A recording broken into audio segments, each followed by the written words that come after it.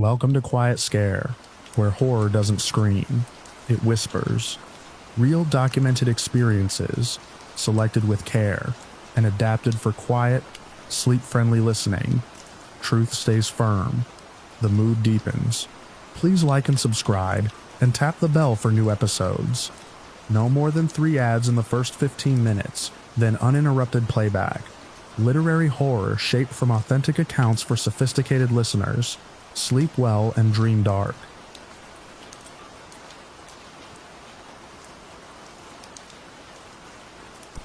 The first thing I noticed was the horn.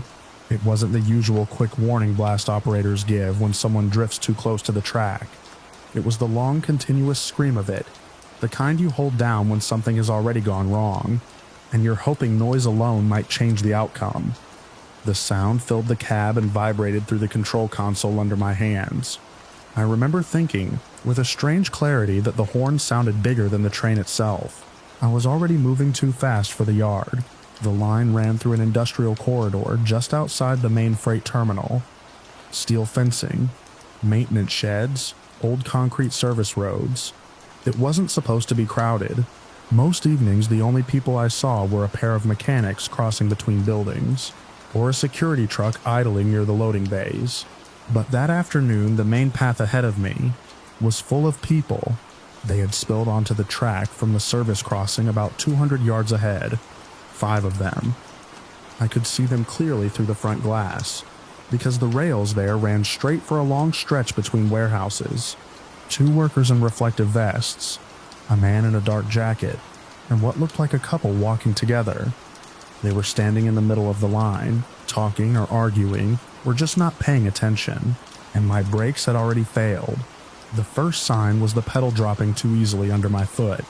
I pressed harder, expecting the usual resistance. Instead, it sank down until it met the metal floor. The train didn't slow. I tried again, pumping the pedal the way you do when air pressure drops. Nothing changed. The engine continued pulling the cars behind me, steady and heavy. That was when the horn went down, and stayed down. Training tells you to check the systems first. I looked at the brake pressure gauge. The needle had collapsed near 0. Somewhere behind me in the line, something mechanical had let go. Maybe a hose rupture, maybe a valve failure. It didn't matter. At the speed I was moving through that yard, manual braking alone wouldn't stop the full load in time. The horn kept screaming. Ahead, the 5 people were still on the track.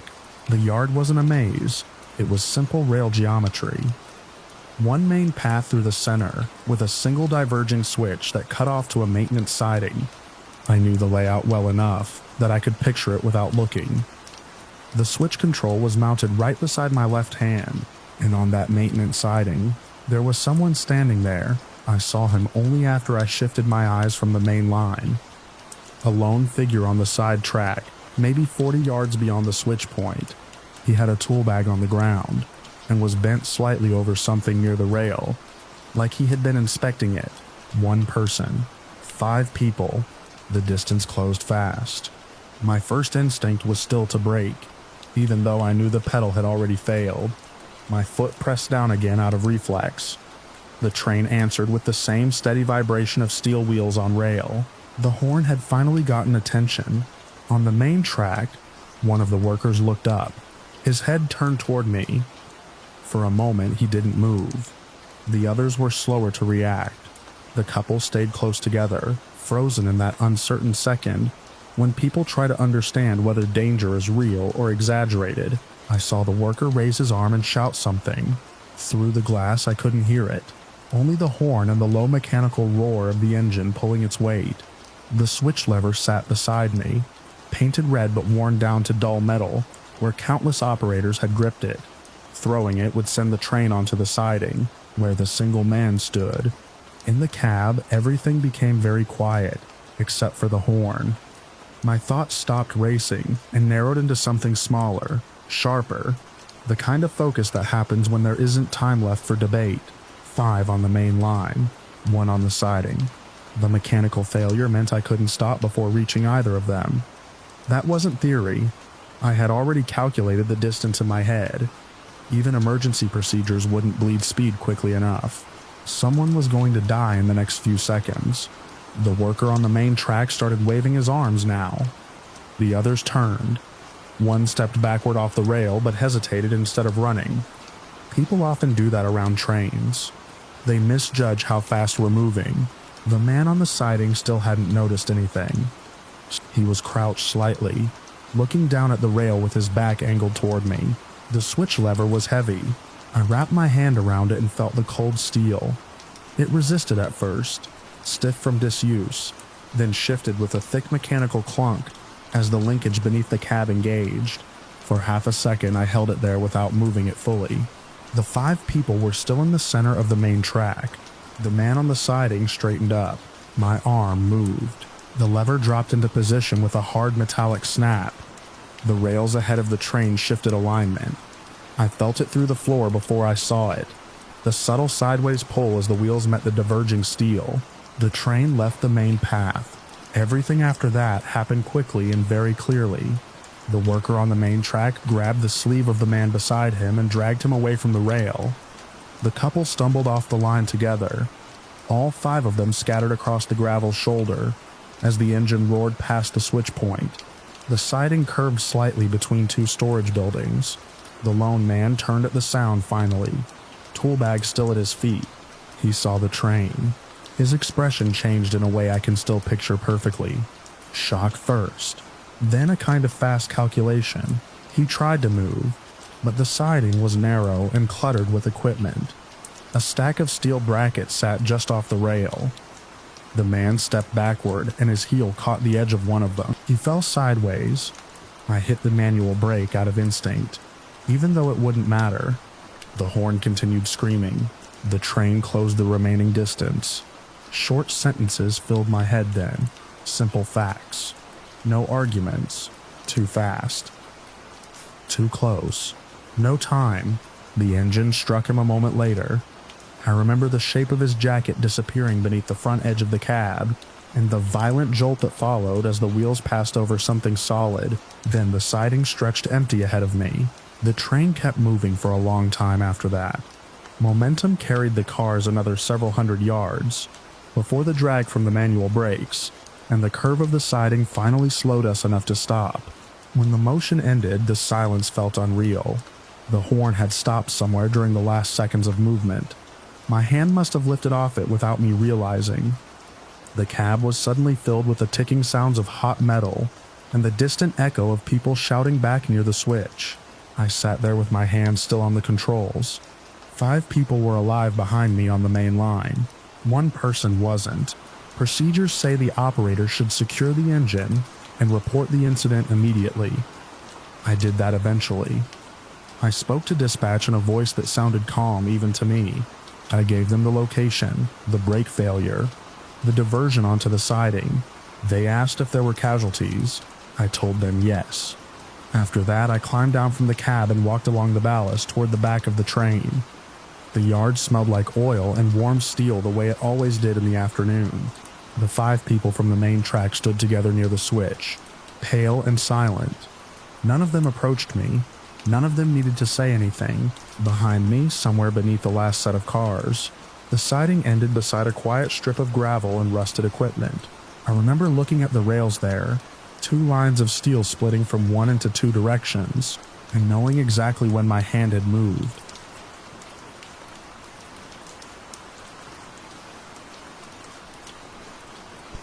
I first noticed the sound before I understood what it meant. Tires making a long, hollow scrape somewhere below the overpass, the kind that travels through concrete and steel before it reaches your ears. I was leaning against the guardrail of the pedestrian walkway that runs along the side of the structure, watching the traffic pattern knot itself at the intersection beneath us. The afternoon had that gray, dry light cities get when the sun is technically out but hidden behind the haze of exhaust and dust. Commuters gathered at the corner below, waiting for the crosswalk signal to change. I remember resting my forearms on the rail and looking down just as the noise sharpened into something uncontrolled. Beside me stood a man I didn't know. He had arrived a few minutes earlier and stopped close enough that our shoulders nearly touched. He was large in the simplest sense of the word, built thick through the chest and back, the sort of person who naturally occupies space even when standing still. He wore a dark jacket that looked heavy for the weather. His hands rested loosely on the railing, and he seemed focused on the street below with the blank patience of someone waiting for a bus or a light to change. From where we stood, the drop to the roadway was not sheer. The walkway angled above a sloped concrete embankment that led down to the traffic lanes. It was steep, but not impossible. People sometimes climbed down there to retrieve dropped bags or hats that blew off in the wind. The scraping sound came again. This time it carried a high mechanical whine underneath it.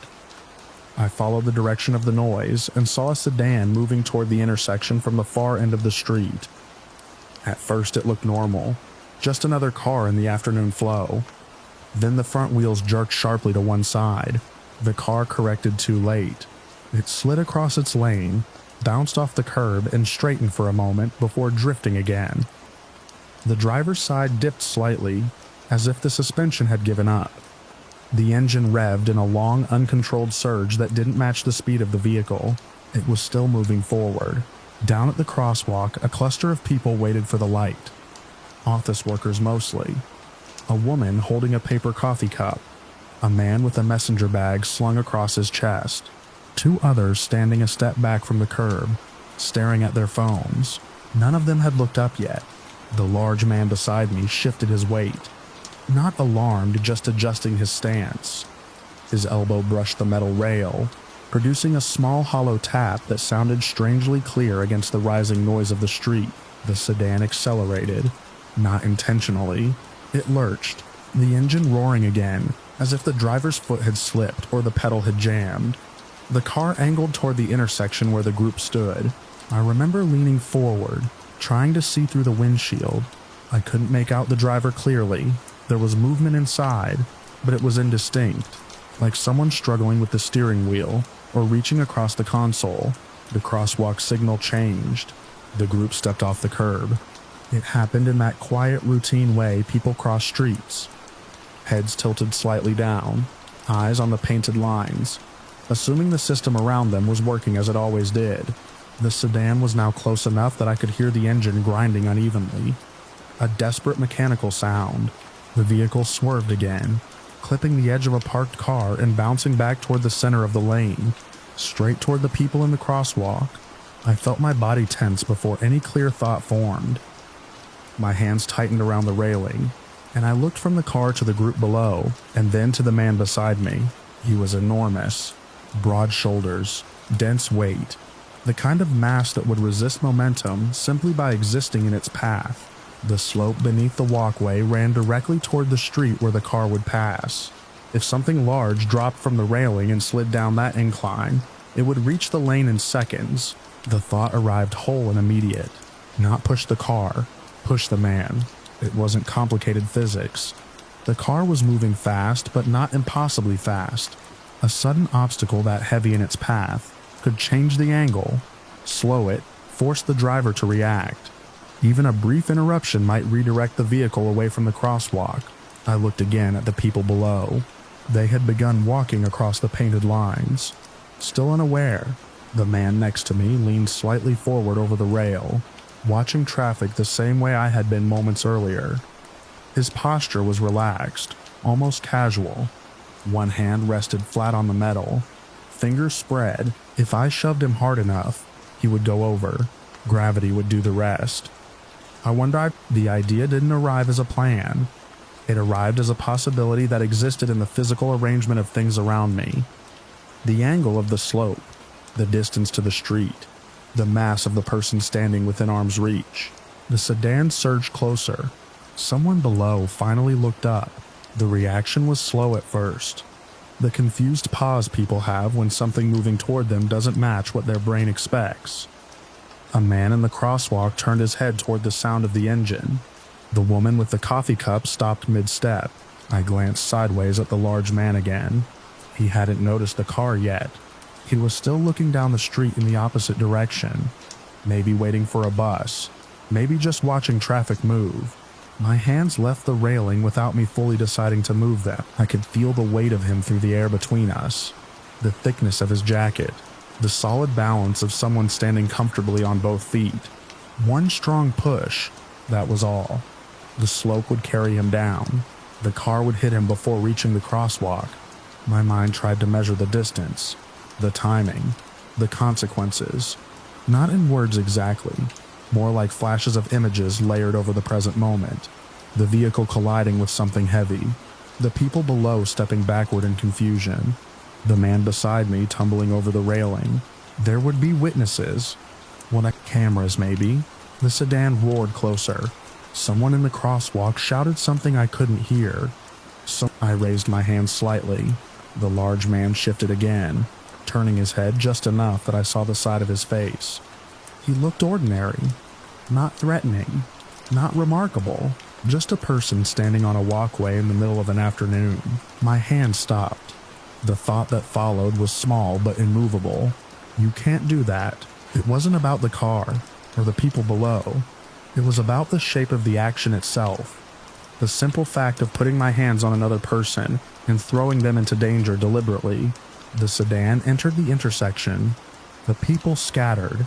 Short movements. Sudden. Chairs scraping in a quiet room. A man jumped backward toward the curb. The woman dropped her coffee and stepped sideways.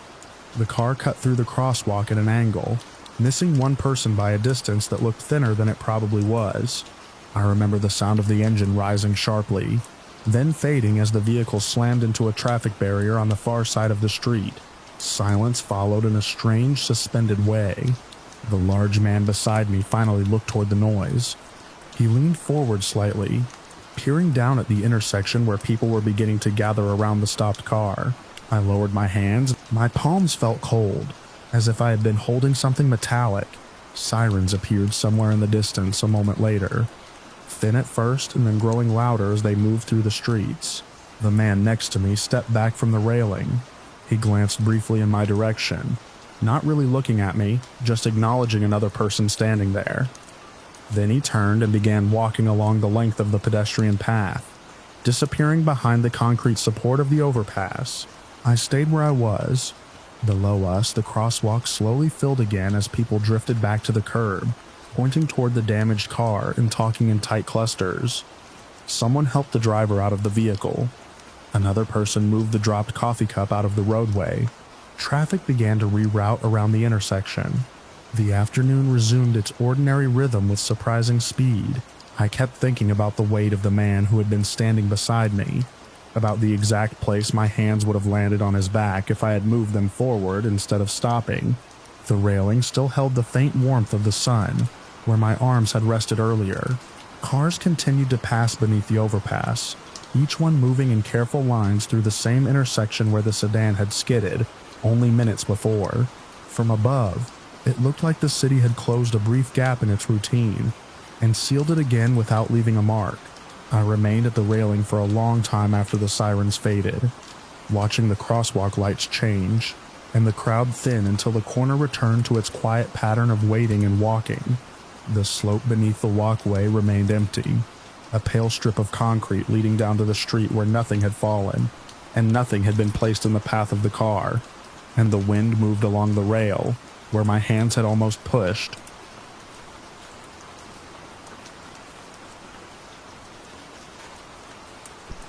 The ambulance bay doors were already open when I stepped onto the floor, and the smell hit first: diesel from the rigs, antiseptic from the hallway, and the sharp metallic scent that follows a highway accident inside on people's clothes. The charge nurse was rolling a cart toward Trauma 2, wheels rattling over the seams in the tile. I remember the way the fluorescent lights hummed above us, and the way everyone moved a little faster than normal, like a current had started running through the department. We hadn't even finished the night's first round of charts when the radio call came through about a multi-vehicle collision on the interstate. I set my bag in the locker and walked straight toward the trauma rooms, because that's what you do. There's no pause between hearing about something and being inside it.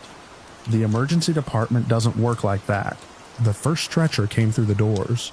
Before I'd finished pulling on gloves, a man in his 40s, conscious, breathing fast, clutching his side. One of the paramedics rattled off the details while steering the gurney into position. Moderate injuries, stable vitals, possible broken ribs. Behind him came 2 more patients within seconds, both alert, both pale, but talking. Another ambulance backed into the bay while they were still rolling the first one past the desk. When accidents happen on the interstate, they don't trickle in. They arrive like weather. Within minutes, we had 6 patients from the same crash. 5 of them were hurt, but stable. Cuts, fractures, blunt trauma, painful injuries, but survivable if we worked through them methodically. The 6th patient came in last. He was younger than the others, maybe mid-20s.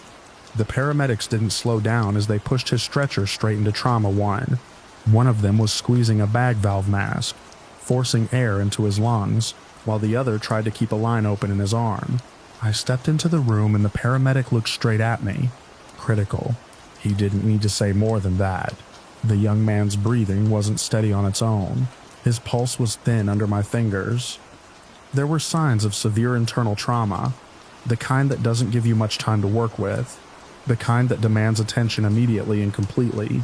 Behind me, I could hear the rest of the department filling, voices calling for supplies, the squeak of stretchers rolling across tile, someone asking where to put the next patient.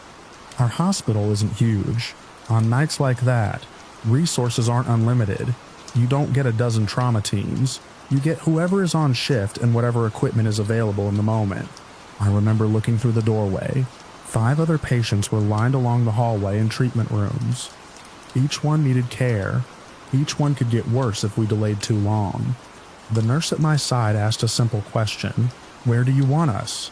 It sounds clinical when people talk about triage, like a formula, like a checklist. In reality, it happens inside a very small window of time, while the room is loud and everyone is waiting for you to choose a direction. The young man on the table needed everything we had. Airway support, immediate procedures, full attention from multiple staff. Saving him would mean committing nearly all of us to that one room for a while. The 5 others would wait. And waiting isn't harmless when injuries are stacking up. I looked down at the monitor. His numbers were unstable, sliding. The nurse repeated the question, where do you want us? My job as the attending that night wasn't just to treat injuries. It was to decide where treatment would go. People imagine emergency medicine as heroic moments, where you save whoever is dying in front of you. Sometimes it's the opposite. Sometimes you look at the whole room and calculate survival like a grim piece of math. 5 people who could likely recover with timely care. 1 patient whose injuries were already pushing the edge of what medicine could reverse. The paramedic at the head of the bed kept squeezing air into the young man's lungs. The bag made a soft plastic hiss every few seconds. I stepped back from the table and looked toward the hallway again. The other patients were watching the room, not speaking, just watching. I made the decision out loud so the team could move. We stabilize him as best we can, and shift the main team to the others. No one argued. Emergency departments run on quick agreement once a direction is set. We worked fast. Lines placed, airway secured, medication given, but we didn't commit the entire department to the room. While 2 of us stayed with the critical patient, the rest of the staff moved outward through the department. The hallway filled with motion. A woman with a broken arm was taken to imaging. A man with chest trauma was moved into a monitored bed. Another patient had a deep laceration that needed suturing. Orders moved through the system. Supplies opened. Machines beeped and printed. Inside Trauma 1, the young man's body kept slipping.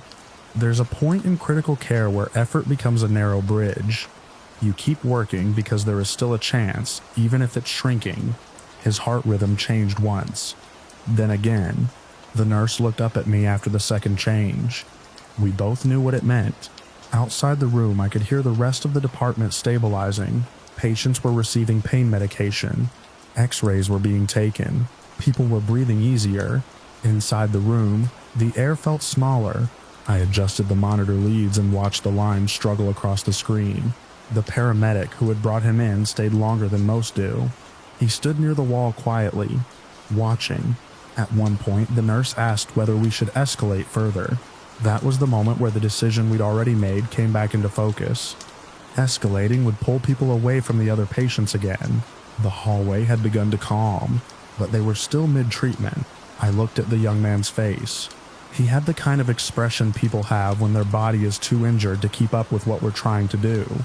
We continued supportive care, but the line on the monitor kept thinning. I experienced Bethany Whittick Thorne, and eventually it stopped responding to anything we did. There wasn't a dramatic moment. No sudden change in the room, just a quiet flattening of the screen. After everything we tried, the paramedic looked down at the floor. The nurse stopped adjusting the IV line. I called the time. The room went still for a moment. Then the department moved again. That's another thing people don't imagine about emergency medicine. The work doesn't pause after a loss. The hallway still contains people who need help. I stepped out of the trauma room and walked toward the others. The man with the rib fractures was sitting upright now, breathing easier. The woman with the arm injury was back from imaging and waiting for a cast. Another patient was joking weakly with one of the nurses, while his wounds were cleaned. 5 people who were going to survive the crash. The department smelled like antiseptic and warm plastic from the equipment. The fluorescent lights hummed the same way they always do. We finished the treatments one by one. Splints placed, pain managed, discharge plans started for those who could go home later that night. Hours passed the way they always do in hospitals, quietly stacking on top of each other while the outside world sleeps. Eventually the hallway emptied. The crash victims were either admitted upstairs or sent home with instructions and follow-ups. Near the end of the shift, I walked back past Trauma 1. The room had already been cleaned. Fresh sheets on the bed. Equipment reset. No trace of what had happened earlier, except the quiet in the room. I stood there for a minute longer than I needed to. People ask sometimes what the hardest part of emergency medicine is. They imagine the chaos, or the long hours, or the injuries we see. But the hardest part is simpler. Simpler. It's the moment when several lives are balanced in front of you, and time demands an answer before certainty exists. That night, 5 people left the hospital alive because the department focused on them when they needed it. 1 did not.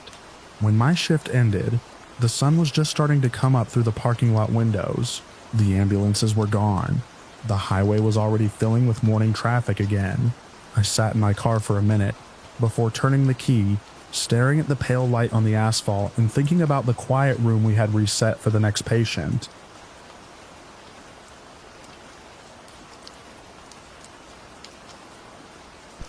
The first thing I noticed about the chart was how clean it was. I was reviewing intake files at the end of a long shift when the new patient profile appeared on my screen. Routine physical, no complaints. Blood work already processed by the lab downstairs. Age mid-30s. No chronic conditions. No medications.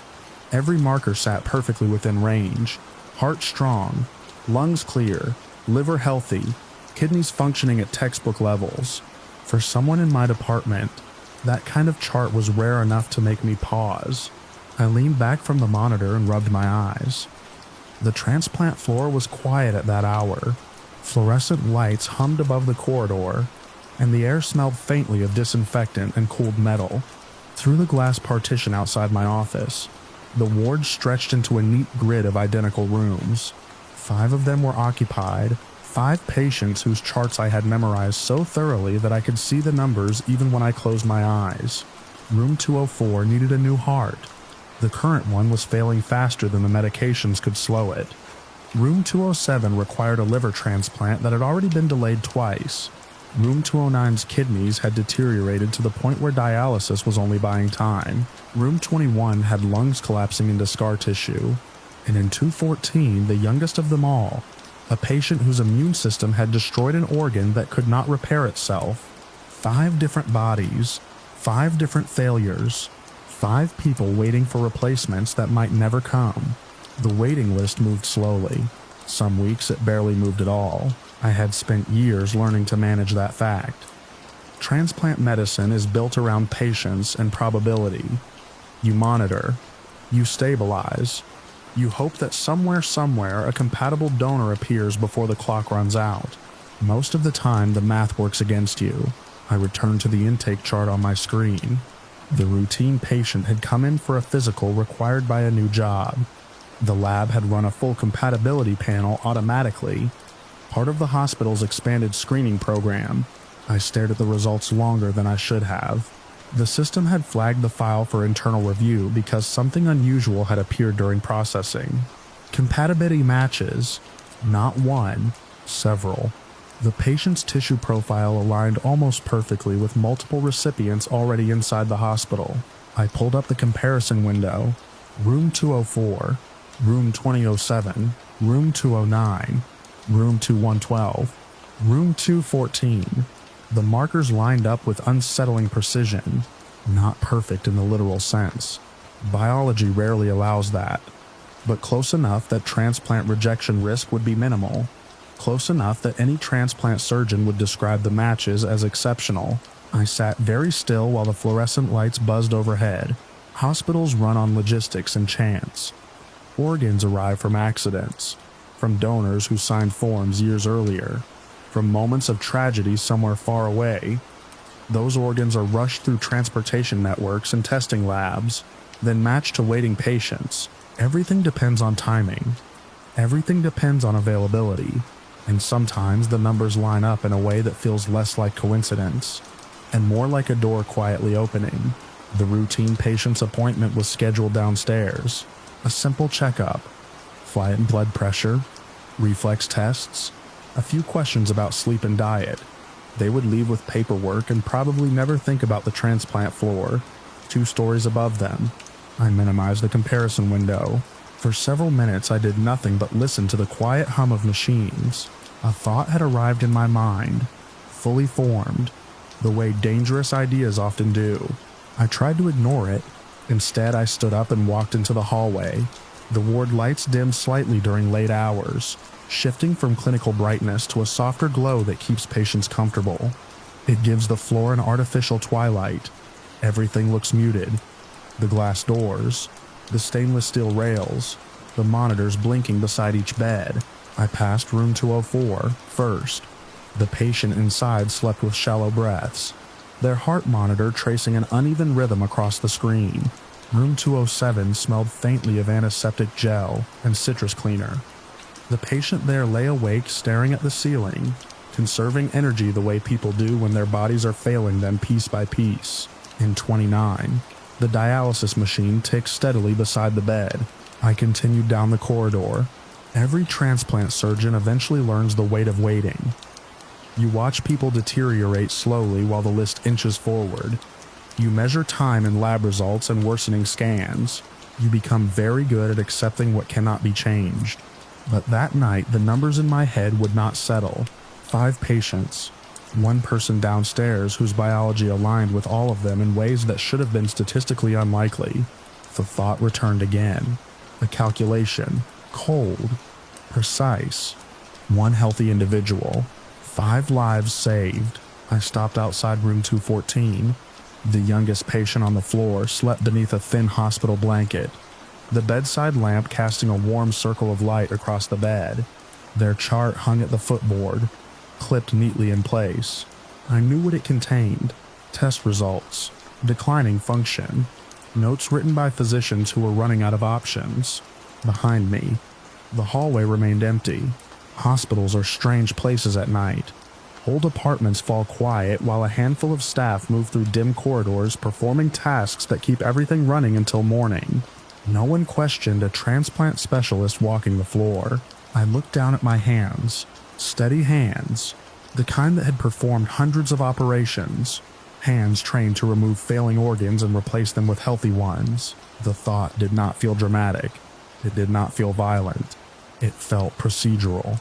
If a compatible donor died unexpectedly, the organs would be allocated immediately. Surgical teams would prepare operating rooms within hours. Patients would be moved, anesthetized, opened carefully beneath bright lights. Lives would continue. That was the entire purpose of my profession. The difference was how the donor would appear. I returned to my office. The intake file still glowed on the monitor. Healthy heart, healthy lungs, healthy liver, healthy kidneys, perfectly functioning systems moving through an ordinary life. I imagined the routine appointment downstairs, the patient sitting calmly while a nurse checked vitals, maybe scrolling through their phone while waiting for paperwork, completely unaware that a set of numbers inside a hospital database had aligned them with 5 strangers upstairs. The building around me remained silent. My cursor hovered over the chart. The hospital had protocols for donor registration, consent forms, legal verification, ethical oversight, every step designed to ensure that no life was taken without permission. Those systems existed for a reason. Without them, medicine would become something else entirely. I thought again about the 5 rooms in the hallway. 5 people whose time was nearly gone. 5 families waiting for a phone call that might never arrive. My chest tightened with a feeling I could not easily name. Not temptation exactly. Something colder. The realization that a terrible possibility had revealed itself, and that my mind had recognized it instantly. I stood there for a long time. Eventually I closed the comparison window.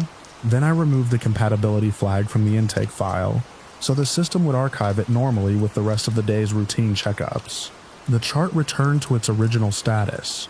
Just another patient visiting the hospital for a physical exam. Downstairs, their appointment would finish soon.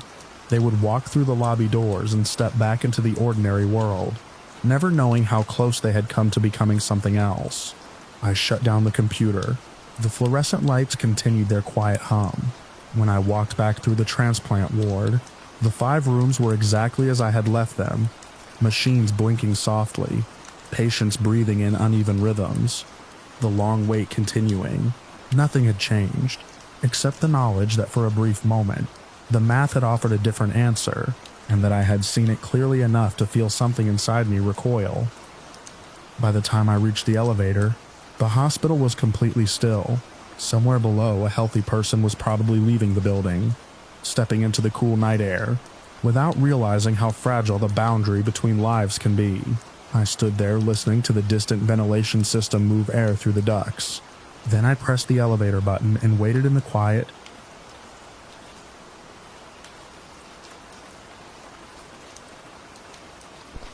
The first gull that circled our lifeboat had the look of an accusation. By then, the ship was already a memory sinking somewhere behind the gray horizon. I remember the sound more than the sight of it going under. A deep, hollow groan through the hull, like a living thing realizing it had been mortally wounded. The lifeboat hit the water hard, half filled with spray and frightened men, and within minutes the steamer that had been our world slipped away beneath the Atlantic, as if it had never existed. What remained was the boat, the sky, and the slow arithmetic of survival. I was the captain. That meant every pair of eyes turned to me when the shouting stopped and the wind settled into a steady, empty whisper across the water.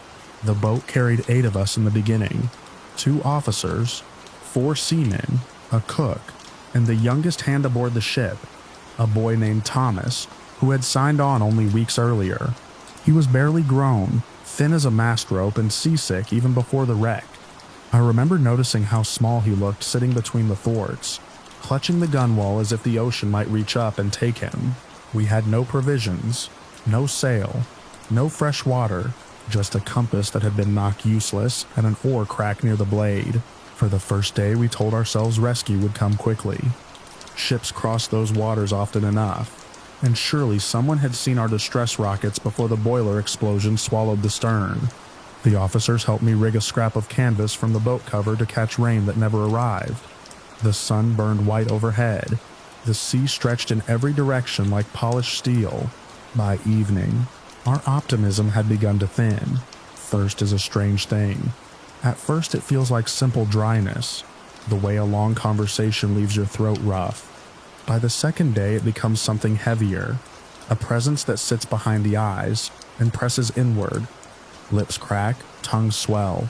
Every word tastes like dust. Someone suggested seawater. I forbade it. Every sailor knows what salt water does to a man. It gives relief for a moment and then takes twice as much in return. It twists the body and muddles the mind until reason dissolves. I had seen it once before on another wreck, and the memory was enough to make my answer sharp. The men obeyed. For a while. By the 3rd day, our voices had grown quiet. Conversation required moisture. None of us possessed. The boat creaked with the slow rise and fall of the swell. and the horizon remained empty except for the occasional gull. Wheeling far overhead, I began to notice the way the men looked at the ocean. Thomas was the first to break. I woke sometime in the pale hours before sunrise to the sound of coughing beside me. The boy had leaned over the side of the boat, scooping water in both hands and swallowing it as though it were salvation. By the time we pulled him back, he was shaking and weak, salt crusted along his lips. He tried to apologize. The words came thick and slow. I told him to lie still. The damage came quickly. His stomach revolted, and he grew feverish beneath the rising sun. By the next afternoon, he could barely lift his head. His eyes had that glassy look I had seen in dying men before. Not pain exactly, but distance. The others watched him. They watched me. No one spoke the thought forming between us, but the silence around it became heavier with each passing hour. Hunger had arrived by then as well, a gnawing emptiness that turned the body inward on itself. Our belts had already been tightened to their last holes. That evening, one of the officers shifted beside me and muttered that the boy would not last the night. He said it as a simple observation, but it carried the weight of a suggestion. I did not answer him. Instead, I studied the horizon until darkness settled over the water, and the stars began to show themselves one by one. A captain carries many responsibilities, but none heavier than deciding which lives might be saved and which cannot. The sea offered no help. By the 6th day, the boat had become a quiet place of hollow faces and slow movements. Thomas drifted in and out of consciousness, sometimes whispering fragments of memories that belonged to another world entirely. Home, his mother's kitchen, a field somewhere inland where he had flown kites as a child. The words faded as his strength faded. Late that afternoon, the cook began speaking in a low voice to the officers. I did not hear every word, but I heard enough. Men who have reached the edge of starvation begin to reason differently. Survival becomes a narrow road with terrible signposts. Eventually, they look to me. There are moments in command when a decision does not feel like a choice at all. The circumstances close around you until only one path remains visible, however grim it may be. Thomas had not opened his eyes for hours. I checked his pulse and found it faint and wandering. The ocean rolled slowly around us, endless and indifferent. I gave the order. What happened afterward was quiet. No anger, no struggle, only the dull efficiency of men who understood exactly what necessity had demanded of them. The officers carried out the task quickly while the rest of us stared out across the water, pretending for those few moments that we were somewhere else entirely. The silence afterward was worse. We did what had to be done to keep the others alive. I will not describe it further. The sea knows the details well enough. Night fell soon after, and for the first time since the wreck, the men slept deeply. Strength returned slowly over the next days. Not hope exactly, but enough clarity to row when the current allowed it, and enough resolve to keep our eyes searching the horizon. Hunger still lingered, though it no longer felt like an immediate executioner perched on our shoulders. The weather turned calmer. On the 9th morning, a smear of smoke appeared in the distance. At first, we thought it another illusion born from thirst and exhaustion, but the shape grew larger, and by noon the dark outline of a merchant vessel rose from the water like something summoned from a dream. We waved shirts and shouted with voices that cracked from disuse. The ship altered course.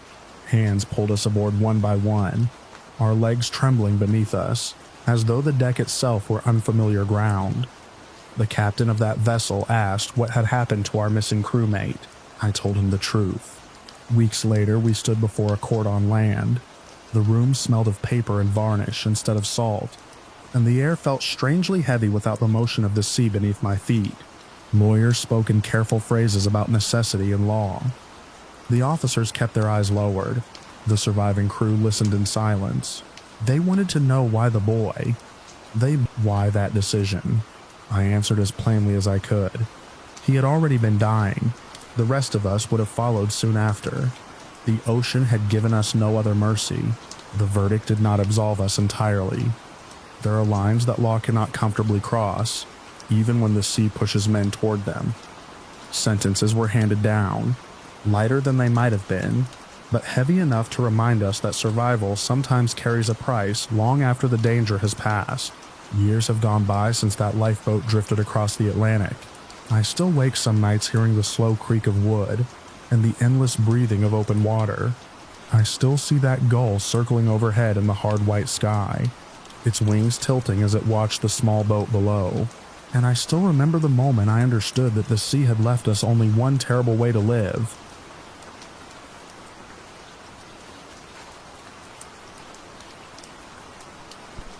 I remember the dust and the projector beam before I remember the argument. It hung in the air of the lecture hall like a pale column of drifting powder, moving slowly every time someone shifted in their seat. I was in the third row with a notebook open, not because I planned to speak, but because writing helped me watch people think. That was my habit in graduate seminars. Observe first, talk later if necessary. The room smelled faintly of dry marker and old carpet. Someone had cracked the back door, and cold air slid along the floor. Our ethics seminar had been running for weeks, circling the same question in different disguises: utilitarian calculations, moral absolutes, hypotheticals about lifeboats and burning buildings. That afternoon, the discussion began, the way most of them did, with a calm voice and a simple proposition. A student across the aisle leaned forward and laid out a case that sounded clinical at first. In desperate circumstances, he argued, sacrifice could be justified if survival depended on it. Choosing who lived might be terrible but rational. The goal was maximizing future good. He spoke slowly, as if presenting evidence rather than opinion. He said that survivors of catastrophic events often went on to contribute enormously to society. Scientists, doctors, leaders. If a terrible choice preserved people who could later help thousands, then refusing to choose might be the greater moral failure. No one interrupted him. The professor sat with his hands folded, eyes moving from one student to another like a quiet metronome. Then another student answered. She didn't raise her voice. She simply said that human beings do not possess the authority to decide who deserves life and who does not. Moral law, she argued, wasn't a calculation. It was a boundary. Once you cross that boundary, she said, the reasoning never stops. Her tone stayed level. No anger, just refusal. The room tightened slightly after that. Pens slowed, chairs creaked. I wrote down 2 phrases in my notebook: consequence and sanctity. I had seen debates like this before. They usually dissolved into examples that everyone recognized as impossible. Lifeboats, remote islands, situations so extreme they barely resembled real life. But that day, someone mentioned a real disaster. The shift was immediate. Another student in the back brought up a well-known tragedy from years earlier, one that had left a small group of survivors trapped and starving for weeks. News reports had dissected their decisions for decades. Rumors about what they did to stay alive had never quite faded. The moment the event entered the room, the argument stopped feeling theoretical. I noticed people sit differently. The student defending survival leaned into the example with unsettling calm. He said that history had judged those survivors harshly, but hindsight was comfortable. None of us had been there. None of us had felt starvation hollow, out the body day after day. He described what happens to the mind when the body begins to fail. Hands tremble, vision blurs. Time stretches strangely. Eventually, the body forces decisions the conscience might never permit under normal circumstances. He wasn't smiling when he said it. Across the aisle, the other student shook her head. She said desperation does not erase moral law. It only reveals whether we believe in it. A quiet ripple moved through the room. The air felt heavier, though nothing had changed except the example. I found myself watching the student who argued for survival. He wasn't theatrical. No raised voice. No gestures meant to dominate the room. He spoke like someone describing a difficult equation. What disturbed me was how carefully he separated judgment from empathy. He said we often condemn survivors because their choices force us to imagine what we might do ourselves. The professor finally asked a question, not about morality, about certainty. How do we know, he asked, that we would behave differently? No one answered immediately. Outside the lecture hall, a cart rattled down the hallway, its wheels squeaking in uneven rhythm. The sound drifted through the cracked door and faded. Then the student defending moral law told a story. It wasn't dramatic, just a brief account of someone she had studied who refused to harm another person even while facing death. A quiet refusal that cost them their life. Her point was simple. Human dignity does not disappear when circumstances grow desperate. The other student nodded as if he respected the story. Then he said something that made several people shift uncomfortably. He said dignity is admirable, but survival is measurable. He spoke about the long arc of consequences, about lives saved years later by people who once faced impossible decisions. He framed survival, not as selfishness, but as deferred good. The discussion circled that idea for a while. I watched hands move as people spoke, watched the professor lean back slightly, listening without guiding the conversation, and I kept noticing something about the student arguing for survival. He never used hypotheticals anymore. Everything he said referred to the real disaster. He described the landscape where it happened, the cold, the isolation, the length of time before rescue arrived.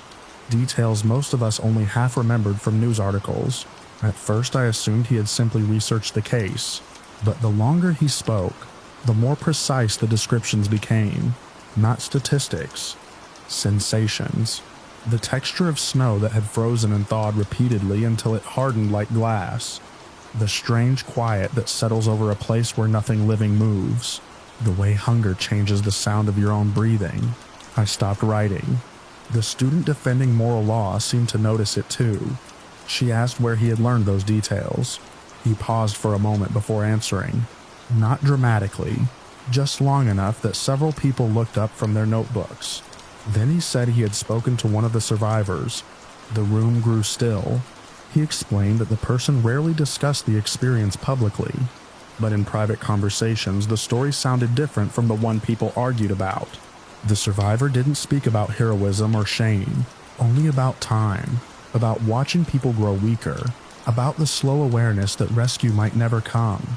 I remember the professor asking what conclusion the survivor reached about their own choices. The student hesitated again. Then he said the survivor never claimed the decision was right, only necessary. A few students exchanged looks. Someone near the window shifted their chair. The student defending moral law answered quietly, that necessity is the oldest justification for wrongdoing. Her words landed softly, but they stayed in the air.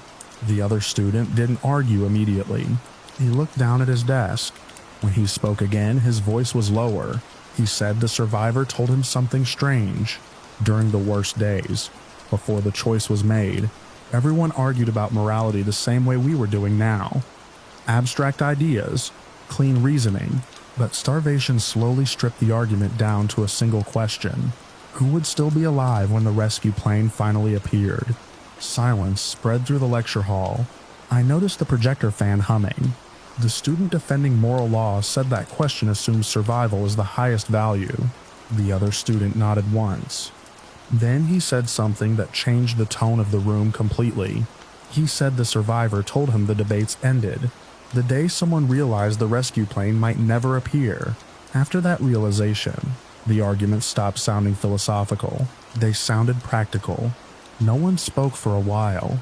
The professor eventually asked what the survivor believed now. Years later, the student looked up. He said the survivor still didn't know if the choice had been morally defensible. But the survivor knew one thing with certainty. Everyone who had condemned them had done so from warm rooms. The conversation faltered after that. People tried to return to theory, but the examples felt hollow. Every sentence seemed to echo against the real event, now sitting in the center of the room. Eventually, the professor closed the discussion without declaring a conclusion. Students packed their bags slowly. I stayed seated for a moment, watching the dust move in the projector beam again. The student who argued for survival gathered his notes quietly. As he stood, I noticed his hands were trembling slightly. Though the room was warm, someone near the door asked him one last question. Was the survivor angry about how people judged them? He thought for a moment before answering. Then he said the survivor mostly felt confused. Not about what happened, about how certain everyone else seemed. People began leaving after that. The hallway noise returned, footsteps and distant voices bleeding through the open door. I finally closed my notebook. As I stood to leave, I glanced back at the rows of empty desks and the thin column of dust still drifting in the light, and I realized none of us had actually changed our positions. We had only made them quieter. The argument about survival and moral law had reached the same place it always did, a point where logic stopped moving, but certainty refused to leave. The lecture hall lights clicked off a moment later. For a few seconds, the projector beam was the only light left in the room, and the dust kept drifting slowly through it, rising and falling in the silence.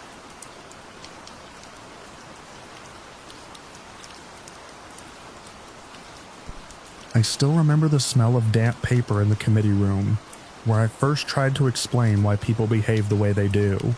The windows were tall and narrow, the glass slightly warped so the street outside bent like a reflection in water. I had spent the morning arranging my notes into neat columns, one column for pleasure, one for pain. The simplicity of it felt almost embarrassing, like admitting that the most complicated thing about us might reduce to two sensations moving us back and forth like tides. The document I left behind that day later became part of a public record of legislative hearings, though at the time it felt like little more than a quiet argument spoken into a stale room. My profession was philosophy, though I had grown suspicious of the word. Philosophy often drifted too easily into abstraction. What I wanted was something practical, something that could guide real decisions instead of decorating them. Years of teaching and writing had convinced me that beneath our language about virtue and duty, there was a simpler engine working constantly inside us. Human beings move toward pleasure. Human beings move away from pain. Not sometimes, always. That was the observation that began everything. It did not arrive in a flash of genius. It accumulated slowly through ordinary moments. Watching a child reach for warmth after stepping out into cold air. Watching a man abandon a difficult truth because admitting it would cost him comfort. Watching voters punish a policy that helped them in the long term because it stung in the short term. Everywhere I looked, the same pattern repeated. Comfort pulled, suffering pushed. Once I accepted that pattern as fundamental, morality stopped looking mysterious. It began to look measurable. The first time I said this aloud in a lecture hall, the students laughed. One young woman raised her hand and asked if I was suggesting that all ethics could be reduced to a kind of accounting problem. In a way, yes. Imagine, I told them, that every action creates consequences. Some increase pleasure, some increase pain. If we could weigh those outcomes honestly, the correct decision would be the one that produces the greatest balance of pleasure over suffering. For everyone affected, the room grew quieter then. The idea was not entirely new.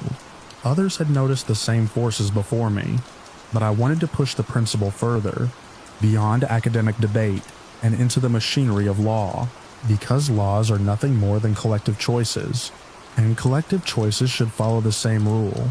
Maximize pleasure, minimize pain. That was the proposal I carried into the committee room on that gray afternoon. The legislators sat in a half circle facing the witness table. Some looked bored, some looked skeptical. One man leaned forward with his fingers steepled, as if he were examining an unusual insect. I began with something simple. I asked them why we punish theft. The answers were predictable: justice, fairness, protection of property. But when I asked why those things mattered, the answers slowly narrowed until they reached the same conclusion. Because theft causes suffering. It frightens people. It deprives them of security. It produces instability in communities. Punishing theft reduces that suffering.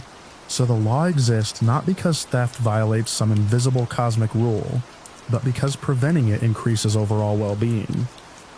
That realization opened a door. If preventing suffering is the goal, then every law can be judged the same way. Every policy can be tested against the same measure. Will it reduce pain? Will it increase happiness? If the answer is yes, the law moves us in the right direction. If the answer is no, the law fails its purpose. Some legislators began writing notes.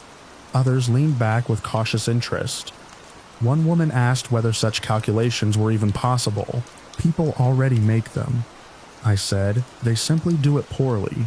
A city decides whether to fund hospitals or stadiums. A government decides whether to spend money on prisons or schools. A council decides whether a road should run through a neighborhood. Each decision produces pleasure for some and pain for others. My argument was not that these calculations were new. My argument was that we should do them deliberately. For weeks afterward, I returned to the building to refine the idea with committees and aides. We built tables estimating social outcomes. We compared policies not by tradition but by predicted human experience. A regulation that saved lives but imposed inconvenience was measured carefully against the suffering it prevented. A tax that funded public services was examined through the comfort it produced across thousands of lives. The process felt strange at first, like replacing a centuries-old compass with a new instrument. But something unexpected began to happen. The arguments changed. Instead of invoking vague ideals, legislators started asking practical questions. How many people would benefit? How much harm would be prevented? Was the discomfort temporary or permanent? The language of debate shifted toward human consequences, and slowly, piece by piece, the principle began appearing in actual law. Safety regulations justified by the injuries they prevented, public health programs measured by the lives improved, criminal penalties adjusted according to the suffering they deterred, rather than the anger they satisfied. None of it was perfect. Human predictions never are. But the framework forced a certain honesty. A policy that produced great harm for the sake of a small convenience could no longer hide behind tradition. It had to defend itself against the arithmetic of human experience. One evening, months after my first testimony, I walked past the same committee room where the idea had begun. The building was nearly empty. Cleaning crews moved quietly down the corridor. Through the doorway, I saw the long table where I had once spread my notes. Someone had left a chalk diagram on the board. 2 arrows, one pointing upward labeled pleasure, one pointing downward labeled pain. Underneath it, someone had written a short question in block letters. Which direction does this law move us? I stood there for a while looking at those words. Philosophers often imagine their ideas drifting through universities and bookshelves, rarely touching the rough surface of the real world. But that evening I felt something different. The realization that a simple observation about human sensation had begun guiding the choices of people who shaped entire cities.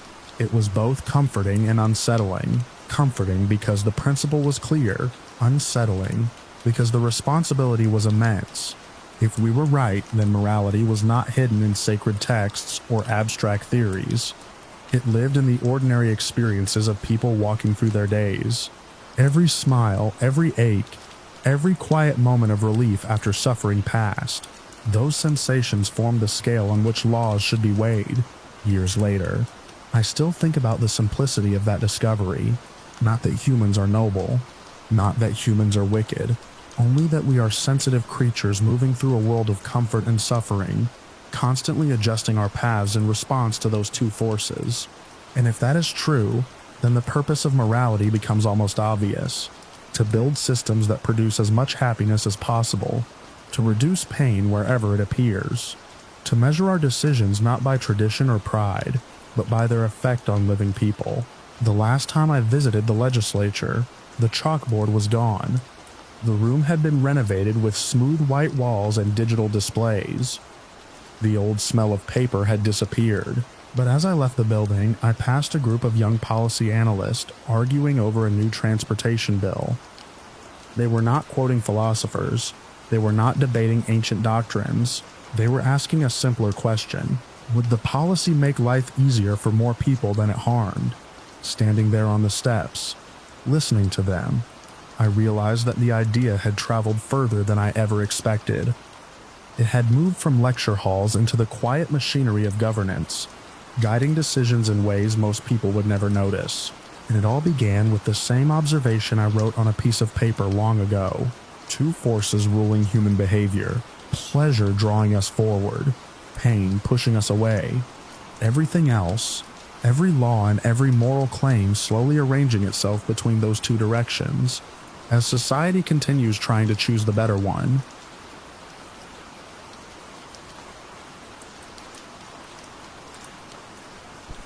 The first thing I remember about that day is the sound of the bucket dragging across the deck, its metal rim grinding against salt-swollen boards as the boat rolled under a dull gray sky.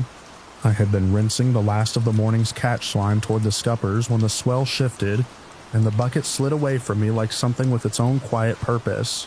Out there, with nothing but water to every horizon, small movements took on a strange weight. We had been adrift longer than any of us wanted to admit. The engine had failed 2 days earlier after coughing up a smell like burnt wiring and old oil. We tried everything that made sense for men who knew boats, but not miracles. The starter clicked uselessly. The radio gave us nothing but a hollow hiss. Wind came and went in slow, lazy moods that barely moved the needle of our drift. 3 of us remained capable of standing for long stretches. 2 others were weak enough that they mostly stayed under the small canopy near the stern. Salt crusted every surface, and the drinking water had been rationed down to careful sips. I had always been the one who preferred clear procedures. Even on routine trips, I kept a log, measured bait, counted nets, made sure everything had its place. The others sometimes joked about it, but when trouble came, they looked toward me anyway. That morning, I realized the rations would not last another day if the wind stayed the same. No one said the word sacrifice at first. It arrived slowly, like the weather does, through glances and unfinished thoughts.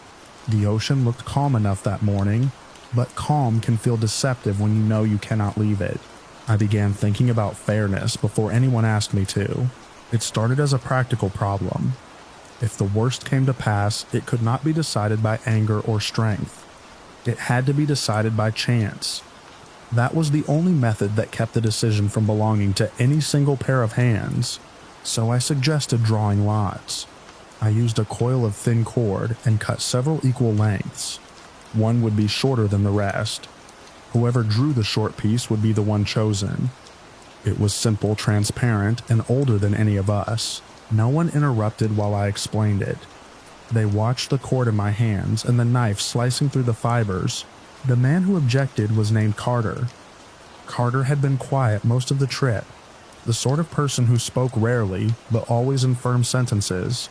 He had come aboard as a replacement deckhand when one of the regulars injured his shoulder. I did not know him well before the engine failed. When I laid the pieces of cord in my palm and held them out, he shook his head. He did not argue about the fairness of the method. He simply refused to participate. He folded his arms and stared out toward the water as if the matter had already ended. The others shifted uneasily. No one liked the position his refusal created. The whole point of drawing lots was that everyone accepted the outcome beforehand. Without that agreement, the procedure felt like a stage without a play. I tried to explain that the method protected all of us, that it meant no one chose the victim directly. Chance would decide. It was the closest thing to justice we had left. Carter said nothing. The victim, though we had not yet named such a role, was a younger man called Luis. He had grown weak from dehydration. He leaned against the rail most of the time, eyes half closed, lips pale with salt. He watched the cords in my hand with a distant expression that was difficult to read. The boat rocked gently. The sound of the hull tapping the water came in slow, hollow beats. For a long time we stood there with the cords unclaimed. I remember thinking that procedure only works if everyone agrees to step inside it. That realization sat heavy in my chest. The sky thickened with low clouds. Wind brushed the surface of the water just enough to wrinkle it. Louis slid down to sit against a crate. Carter remained where he was, arms folded, gaze fixed on the horizon. Eventually the others began to talk, in low voices. Not an argument, exactly. More like people trying to circle around a decision without touching it. The cord stayed in my hand. At some point, one of the men reached out as if to draw. Carter stepped back immediately, shaking his head again. Not forcefully, just firmly enough that the gesture stopped. I realized then that the procedure had already failed. Fairness requires participation. Without that, it becomes theater. The hours dragged. Hunger and thirst sharpened every silence. The sun pressed through the clouds in pale, diffused light. Then Lewis stopped standing altogether. When he moved, it was slow and unsteady. I kept thinking about the cords, about the careful equality of their lengths. about the way chance might have settled the matter cleanly if everyone had accepted it. Instead, we had uncertainty. Near evening, the decision came without ceremony. One of the crew moved first. I will not describe the moment in detail, because it unfolded quickly and without any sense of structure. There was no drawing of lots, no final agreement, just a sudden action born from desperation and the knowledge that time had run out. Afterward, the boat felt different. Not quieter exactly, but heavier. The sea remained calm, the horizon unchanged. Gulls circled at a distance. Their thin cries carried faintly across the water. I kept the cords in my pocket. No one asked about them. Night fell slowly, bringing a chill wind that rattled loose fittings along the rail. The canopy creaked as the boat shifted with the swell. Sleep came in fragments. Every time I closed my eyes, I saw the short length of cord that had never been drawn. Morning revealed the same endless water, though the wind had strengthened slightly. The current had nudged us farther from the line we had drifted along before. We survived long enough for a passing vessel to spot us late the following afternoon. The rescue itself was straightforward. A flare, a distant engine sound, a hull rising over the low waves like the arrival of land that could move. They hauled us aboard one by one. No one mentioned the cords. Later, when officials asked what had happened during the drift, we explained the engine failure, the lack of water, the days of calm wind. I told them about the suggestion to draw lots. I explained that the method had never been completed. They wrote things down in small notebooks. Carter sat across the room during most of it, saying very little. Luis was not there to speak for himself. Months passed before the boat was recovered and towed back to harbor. When I finally stepped aboard it again, the deck boards had dried and warped in new ways. Rust spotted the rails. The engine compartment smelled like stale oil and trapped seawater. I walked to the spot where we had stood with the cords. The ocean beyond the harbor mouth looked calm that day. For a moment, I imagined how the procedure might have unfolded if everyone had agreed. The careful drawing of lengths, the silent acceptance of chance, the terrible clarity of a decision that belonged to no one person. Instead, we had hesitation, refusal, and something that replaced fairness with urgency. I still carry one of those cords in a drawer at home. All the pieces were the same length when I cut them, except for the one I shortened. It remains impossible to know who would have drawn it. Sometimes I take it out and hold it between my fingers, remembering the sound of the bucket sliding across the deck, and the way the horizon looked that morning, wide and empty, as if the sea itself were waiting for us to decide something we never truly decided.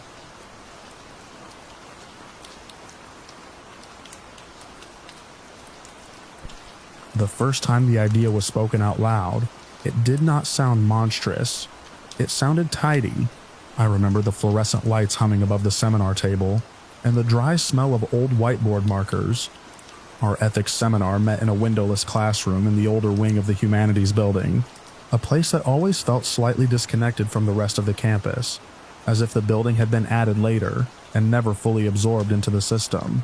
That afternoon, the air felt stale, and the room held the slow tension that forms when a discussion moves from theory towards something sharper. I had been watching the clock and taking notes when a student across the table proposed a scenario that turned the room quiet. He suggested that if a person truly agreed to die, then the act of killing them could change categories. Not murder, he said, but sacrifice. A heroic one, even, if it saved others. The statement hung there. Someone shifted in their chair. I remember feeling the way I sometimes do when a philosophical question stops being abstract and begins to look like a door. I was the one who answered first. My role in the class was not formal, but people had started calling me the ethical inquirer because I asked too many follow-up questions during discussions. It was not a title I chose. It was simply what happened when curiosity and discomfort met in the same moment. So I asked the obvious thing. If someone agrees to die, how certain can we be that their agreement is free? The room woke up then. Chairs creaked, notebooks opened. Someone scribbled a diagram on the board with arrows connecting words like autonomy, coercion, and necessity. At the time, it felt like an ordinary academic argument. But there was a second layer beneath it that I only understood later. The scenario that started the debate was presented as hypothetical: a disaster environment, limited resources, one person volunteering to die so the rest could survive.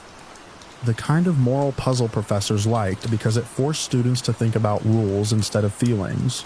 Yet the longer the conversation lasted, the more specific the example became: pressure, time limits, a system that required a decision, and a volunteer. One student insisted that consent would transform the act completely. If the person chose it freely, then the one carrying out the act might even be morally admirable. Another student argued the opposite. Consent in a desperate environment, she said, is never truly free. Fear bends choices. The debate moved fast after that. People spoke about legal definitions, historical examples, and medical ethics. I noticed how often the word voluntary appeared on the board, circled again and again until the marker ink bled through the surface. I kept returning to the same problem. What counts as real consent when the alternative is worse? No one had a clean answer. The professor mostly listened. He leaned back in his chair with his hands folded and watched the discussion unfold, the way a referee watches a match that is still within the rules. The interesting thing about that afternoon was how the tone changed. At first the scenario was purely theoretical. Then someone mentioned how institutions sometimes rely on individuals agreeing to harmful roles for the greater good. That observation shifted the conversation from abstract philosophy towards systems. What if the system itself creates the conditions that make consent look voluntary? The board filled with words like duty, expectation, pressure. I noticed that the student who proposed the original scenario had gone quiet. He watched the rest of us with an expression that looked less like curiosity and more like calculation. At the time I thought he was just thinking. Now I suspect he was measuring something. About halfway through the seminar, the professor asked a question that slowed everything down. He asked whether there are rights that cannot be given away. Even if someone claims to want to give them away, the room settled into a deeper silence. It was the kind of pause that happens when people realize the question is larger than the exercise. I remember writing a single sentence in my notebook. If a system requires volunteers for death, are those volunteers truly free? The answer should have been obvious. But the more we examined it, the less certain things became. A student near the end of the table described historical moments where individuals stepped forward willingly to face lethal danger for others. Soldiers, explorers, test pilots, people who knew the risks and accepted them. Was that coercion or courage? Someone countered by pointing out that social pressure can feel invisible to the person experiencing it. Honor, expectation, shame. If refusing means abandoning others, the word voluntary starts to stretch. The discussion accelerated again. Pens tapping, pages turning. A few people speaking over each other before stopping and letting the professor gesture them back into order. I watched the argument grow more structured. It moved from the individual toward the environment surrounding the individual. What conditions make consent unreliable? Extreme danger, authority figures, limited time, social obligation. Each factor narrowed the space in which a person could choose freely. The student who started the debate finally spoke again, summarizing the argument in a calm voice. If someone volunteers in a situation shaped by overwhelming pressure, he said, then maybe the real moral responsibility belongs to the system that created the choice. I remember the exact moment I felt uneasy. It happened when I realized the scenario had stopped being hypothetical for him. He described the disaster environment with details that had not appeared earlier: equipment failures, resource shortages, a mechanism that required a single person to remain behind. Someone asked where the example came from. He shrugged and said it was something he had been reading about. The professor let the conversation continue. Looking back, I understand why. Academic discussions often wander through strange examples, and no one wants to interrupt the flow of reasoning. Still, the atmosphere in the room shifted. What began as an intellectual puzzle had taken on the shape of a case study. I found myself studying the faces around the table. Some people leaned forward with the intensity of debate. Others had the cautious expressions that appear when an argument starts to brush against real consequences. The board now held a dense web of connections. Consent linked to pressure. Pressure linked to authority. Authority linked to survival. The professor finally stood and walked to the board. He erased one of the circles. Voluntary. Then he rewrote it as perceived voluntary. That small change slowed everything down again. The room went quiet as people read the phrase. Perceived voluntary? It suggested that a person might sincerely believe they were choosing freely while standing inside conditions that made refusal nearly impossible. I felt a weight settle into my thoughts. The loophole we had been examining suddenly looked less theoretical. A system that relies on consent can justify almost anything if it carefully shapes the environment where that consent appears. The professor asked one last question before the end of the seminar. If someone volunteers under extreme pressure, and another person carries out the act believing it to be morally justified, who is responsible? The individual, or the structure that arranged the moment? No one answered immediately. I noticed then that the student who proposed the scenario had closed his notebook. He was watching the board with an expression that looked strangely satisfied. The discussion reached its climax quickly after that. Short statements, direct responses, consent is not enough. Pressure corrupts choice. Systems hide responsibility. Then someone said something that stopped the room cold. If the system depends on someone agreeing to die, it will eventually produce someone who agrees. No one spoke after that. The professor dismissed us a few minutes later. I remember packing my bag slowly and looking again at the board. Most of the words were still there, but the argument now felt less like philosophy and more like a warning. In the hallway outside the classroom, people resumed ordinary conversation about assignments and weekend plans. The tension dissolved the way it always does when academic debates end, but the idea followed me. Over the next week, I reread my notes several times. The same sentence kept drawing my attention. If a system requires volunteers for death, are those volunteers truly free? I started noticing how often institutions rely on people stepping forward. The language surrounding those moments always emphasizes bravery and choice. Yet the environment around the choice often goes unexamined. Pressure does not always look like force. Sometimes it looks like expectation. Sometimes it looks like responsibility. Sometimes it looks like the quiet understanding that if no one steps forward, something worse will happen. Weeks later, when the topic resurfaced briefly in another seminar, the professor mentioned something that stayed with me. He said that ethical systems often fail, not because people choose evil, but because they adapt to structures that slowly redefine what counts as acceptable. A loophole appears, then it widens. The classroom where our debate happened looks ordinary now, when I pass it. Students still gather around the same table, and the whiteboard still carries the faint stains of erased marker ink. Nothing about the room suggests that a group of people once spent an afternoon mapping the moral boundaries around voluntary death. But I remember the moment when the argument shifted, not when someone defended the idea of sacrifice, and not when someone rejected it. The moment that mattered was when we realized that the most dangerous part of the scenario was not the person who might agree to die. It was the system that quietly arranged the conditions where that agreement could appear reasonable.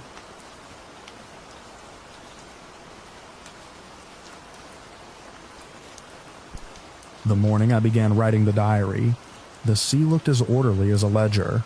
The water was flat and gray, the kind of calm that makes a person think of paperwork rather than danger. I remember sitting on an overturned crate on the rescue cutter's deck, my borrowed notebook balanced on my knee, documenting the events of the previous days with the same method I once used for engine logs: time, conditions, actions taken, outcomes observed. I wrote carefully, not because of emotion, but because accuracy matters in records. A poor record causes confusion later. The first entry began at dawn. Position estimated. Weather stable. One survivor remaining. Myself. The crew of the trawler Maribel had departed the harbor 5 days earlier. That part was simple enough to reconstruct. Departure time recorded. Cargo listed. 6 of us aboard. Commercial survey route along the northern line where the currents meet, and the water deepened suddenly. I wrote each fact. the same way I had always written them. Direct, clean, no decoration. Day 1. Normal operations. Day 2. Storm front observed to the west. Unexpected speed. Day 3. Hull damage. Radio failure. Day 4. Lifeboat deployed. Day 5. Resources depleted. At this point in the diary, the language becomes more precise. When resources become limited, imprecision wastes space and attention. I had one pencil and very little strength left in my hands. The act of writing required energy that could not be replaced easily. So the record reads in short, deliberate entries. Morning. Sea calmer. Morning, 2 men deceased overnight due to exposure. Morning, remaining survivors weak. Morning, discussion of options. I did not write the details of that discussion because nothing productive came from it. Hunger had already reduced the conversation to fragments and speculation. A few suggestions were made about drifting routes and possible currents. No one mentioned food directly. It was unnecessary. The problem was understood by everyone present. Later, I wrote late morning, first meal. I chose the phrase carefully. The situation required clarity, but not theatricality. Words like desperate or tragic are interpretations, not facts. My responsibility as the diarist was to preserve events as they occurred, not how they might appear to someone reading later. One of the crew had died during the night. By late morning, the body had begun to stiffen. There were 4 of us still conscious at that point. Breakfast was taken in portions. The diary records it exactly that way. Breakfast. When the rescue cutter found me the following morning, I had already filled 12 pages. The officer who first approached me assumed I was writing a distress account, something emotional or disorganized. I remember him glancing at the notebook while they wrapped a blanket around my shoulders. His expression changed in a way that suggested confusion rather than alarm. The notebook was later transferred to maritime investigators. At the time, I assumed they wanted it for navigational reconstruction. After a ship loss, authorities usually attempt to identify mechanical failure or navigational error. The Maribel was not a large vessel, but the insurance paperwork alone requires a detailed timeline. My diary provided one. The rescue vessel docked the next morning. It was early again, the same quiet gray light over the harbor. I recall watching cranes move cargo containers while an officer asked routine questions about the storm, the hull breach, and the lifeboat launch. I answered them without difficulty. Facts remain easier to recall than feelings. Within 2 days, the diary had been copied and distributed among several offices. Maritime authorities first, then insurance representatives, eventually legal investigators. I learned this later. At the time, I believed the document had simply become part of a routine file. What I did not anticipate was how people outside the event would read the language. Investigators first noticed the phrasing during a review meeting. One of them reportedly paused over the entry. Describing the 4th morning, the words were short, practical, almost identical in tone to the entries describing wind direction or rope repairs. Late morning, first meal, breakfast. The officer reviewing the record asked for clarification. Another investigator suggested the phrase might be metaphorical or shorthand for ration distribution. The diary contains no metaphor. Breakfast meant breakfast. That was the point where the tone of the investigation changed. Up until then, the incident had been treated as a maritime disaster, storm damage, equipment failure, loss of vessel. After the language was examined, the focus moved elsewhere. My state of mind. I remember the day the legal authorities first contacted me directly. It was morning again, bright and cold. They brought copies of the diary pages in a plastic folder. Each entry had been marked with colored tabs. One tab marked the line describing the meal. Another marked the following entry, remaining crew rationed portions. The investigators asked if I wished to amend the language. I told them the language was accurate. They asked if the phrasing reflected shock or impaired judgment. I explained that the phrasing reflected record keeping. That answer did not appear to satisfy them. They were not interested in the act itself. Maritime law already recognizes survival cannibalism under extreme circumstances. There are precedents. old cases from lifeboats and polar expeditions. Courts tend to treat such events with reluctant acceptance when starvation is clear. What interested them was the tone. The diary does not contain grief. It does not contain hesitation. It does not contain apology. The entry reads like a meal log. I was asked repeatedly whether the wording had been chosen deliberately. I answered yes. Precision was deliberate. Emotion would have been inaccurate. The investigators seemed to struggle with that explanation. One of them pointed to the page and read the line aloud several times, as if repetition might cause it to change meaning. Breakfast. He asked why I had not written consumed remains, or used body for food resources. I told him those phrases were longer. Pencil graphite is limited. Energy was limited. Short words can serve both. There was a long pause after that explanation, and eventually the investigators closed the folder and informed me the diary would be entered into evidence. The legal hearing took place months later. By then, the story had reached newspapers. Public readers encountered the diary excerpts without the context of starvation, cold, or drifting currents. They encountered only the language: morning, meal, breakfast. Commentators wrote about the phrasing with unusual intensity. Some argued the record demonstrated emotional numbness. Others argued it suggested something colder than numbness, a lack of remorse. One editorial described the diary as mechanical. Another called it disturbingly casual. I read these pieces the same way I had written the entries themselves, as observations rather than accusations. None of them were present in the lifeboat. None of them experienced the fourth morning. The legal authorities eventually concluded that no criminal act had occurred. The deaths had been caused by exposure before the meal took place. The timeline supported that conclusion. So did the weather reports and rescue coordinates. Legally speaking, the matter ended there, but the diary did not disappear. Copies circulated among maritime students and legal seminars as an example of survival documentation. The language became a subject of discussion, not the event itself, but the wording used to describe it. Several readers apparently believed the phrasing revealed something about character. A clinical record, they argued, suggests a clinical mind. The investigators even asked one final question during the closing interview. If the same situation occurred again, would I record it the same way? I considered the question carefully. Records should not change. Simply because readers dislike the tone, facts remain facts. Morning. One survivor. Breakfast. Months later, the original notebook was returned to me. The pages had been flattened from evidence storage. The pencil marks slightly faded from repeated copying. I placed it in a drawer at my desk and left it there. Occasionally I take it out and read the entries again. They still appear accurate. The sea that morning was calm. The lifeboat drifted quietly. The horizon remained empty until the rescue cutter arrived.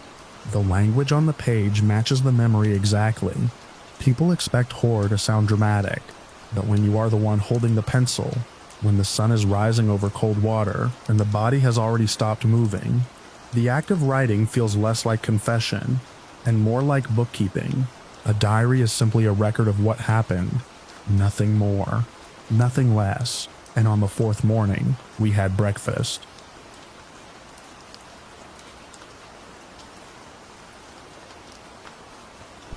The first thing I noticed was the quiet. Not the ordinary classroom quiet that settles when students open notebooks or stare down at glowing screens, but a heavier kind, the sort that builds when a room full of people realize they are being asked to look at something they had always stepped around. I was standing at the front of a lecture hall that had seen decades of ordinary lessons, grammar drills, exam reviews, polite debates about history, and I had just written 3 unfamiliar words on the board, with a piece of chalk that snapped near the end. The words themselves were simple. The trouble was what they did. I had warned the department before the semester started that the course might create tension, not the loud kind that comes with protests or complaints, but the quiet discomfort that lingers in hallways afterward, the kind where students walk back to their dorms slower than usual, turning ideas over in their heads like stones. My course catalog description had been careful and neutral.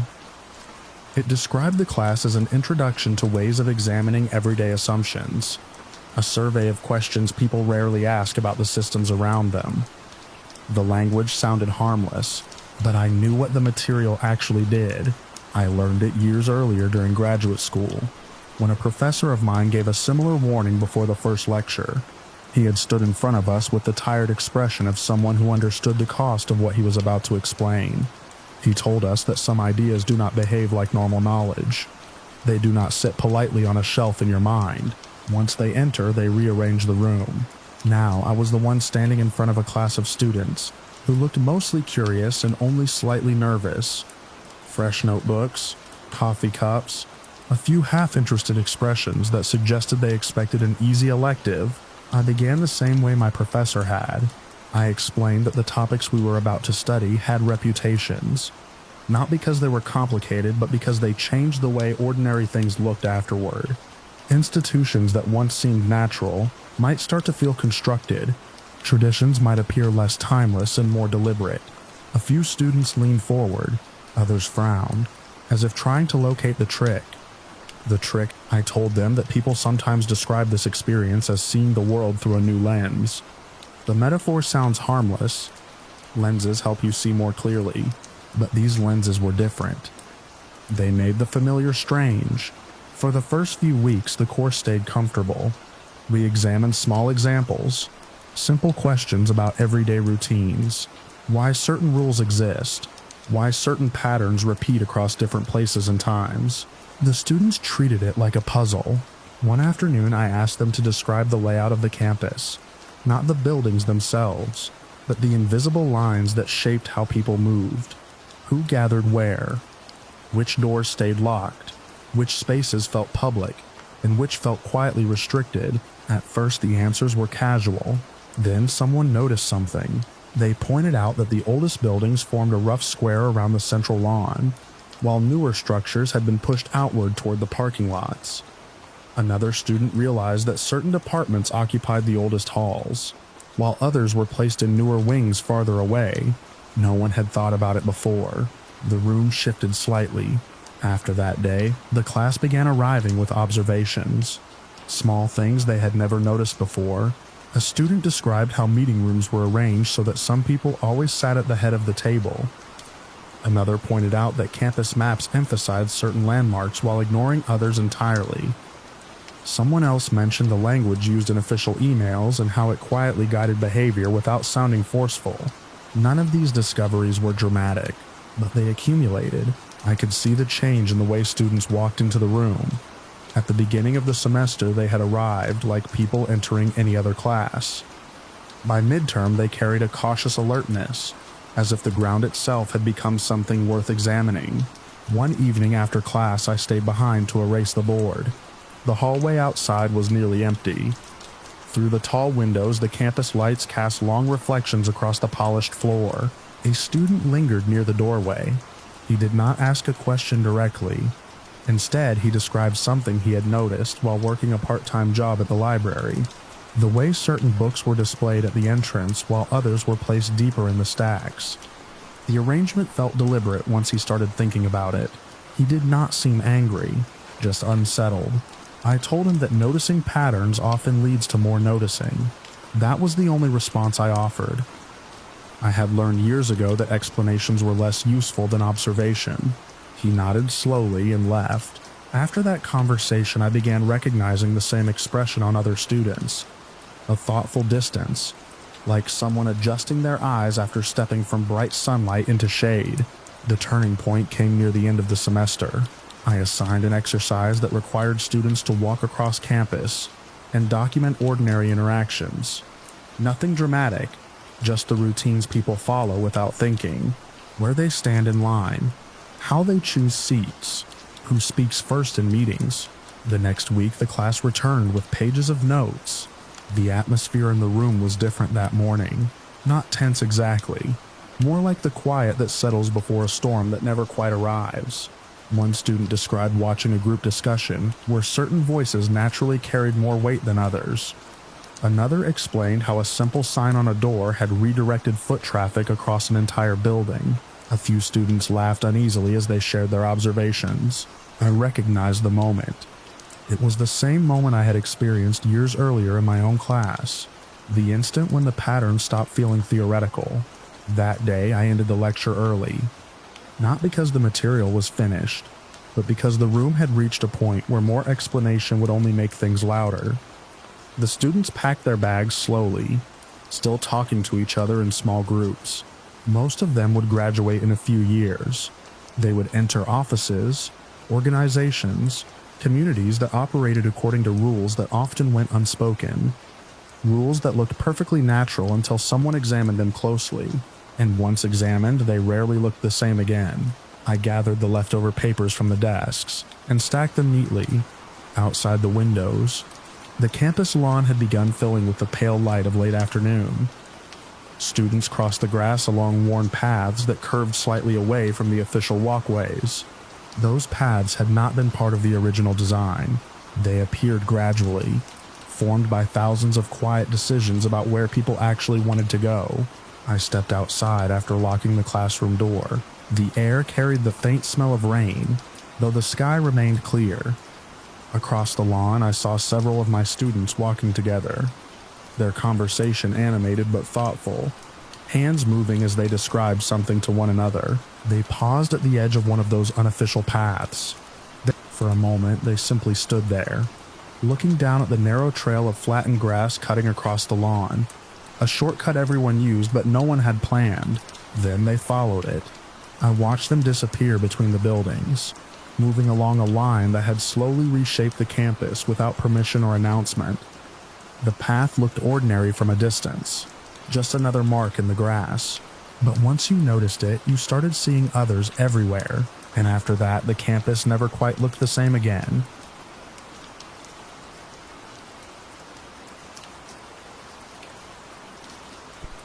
The first thing I noticed was the sound of the suitcase wheels. They rattled over the uneven concrete of the plaza, a dry plastic chatter that cut through the noon traffic, and the echo of footsteps. I was standing near the fountain outside the transit terminal, waiting for a bus that always ran late. People crossed the open square in steady lines. Office workers, travelers, a couple of street vendors packing up their carts. It was the kind of place where no one really looked at anyone else for more than a second. The man with the suitcase moved slower than the crowd. Not old, not young either. Gray jacket, collar turned up. Though the weather was mild, he stopped near the edge of the fountain basin and rested both hands on the handle of the case as if catching his breath. I remember thinking he looked like someone deciding something. The suitcase sat upright beside him. Black, hard shell. No tags. One of the latches hung slightly crooked. I noticed that because I notice things when I have nothing else to do.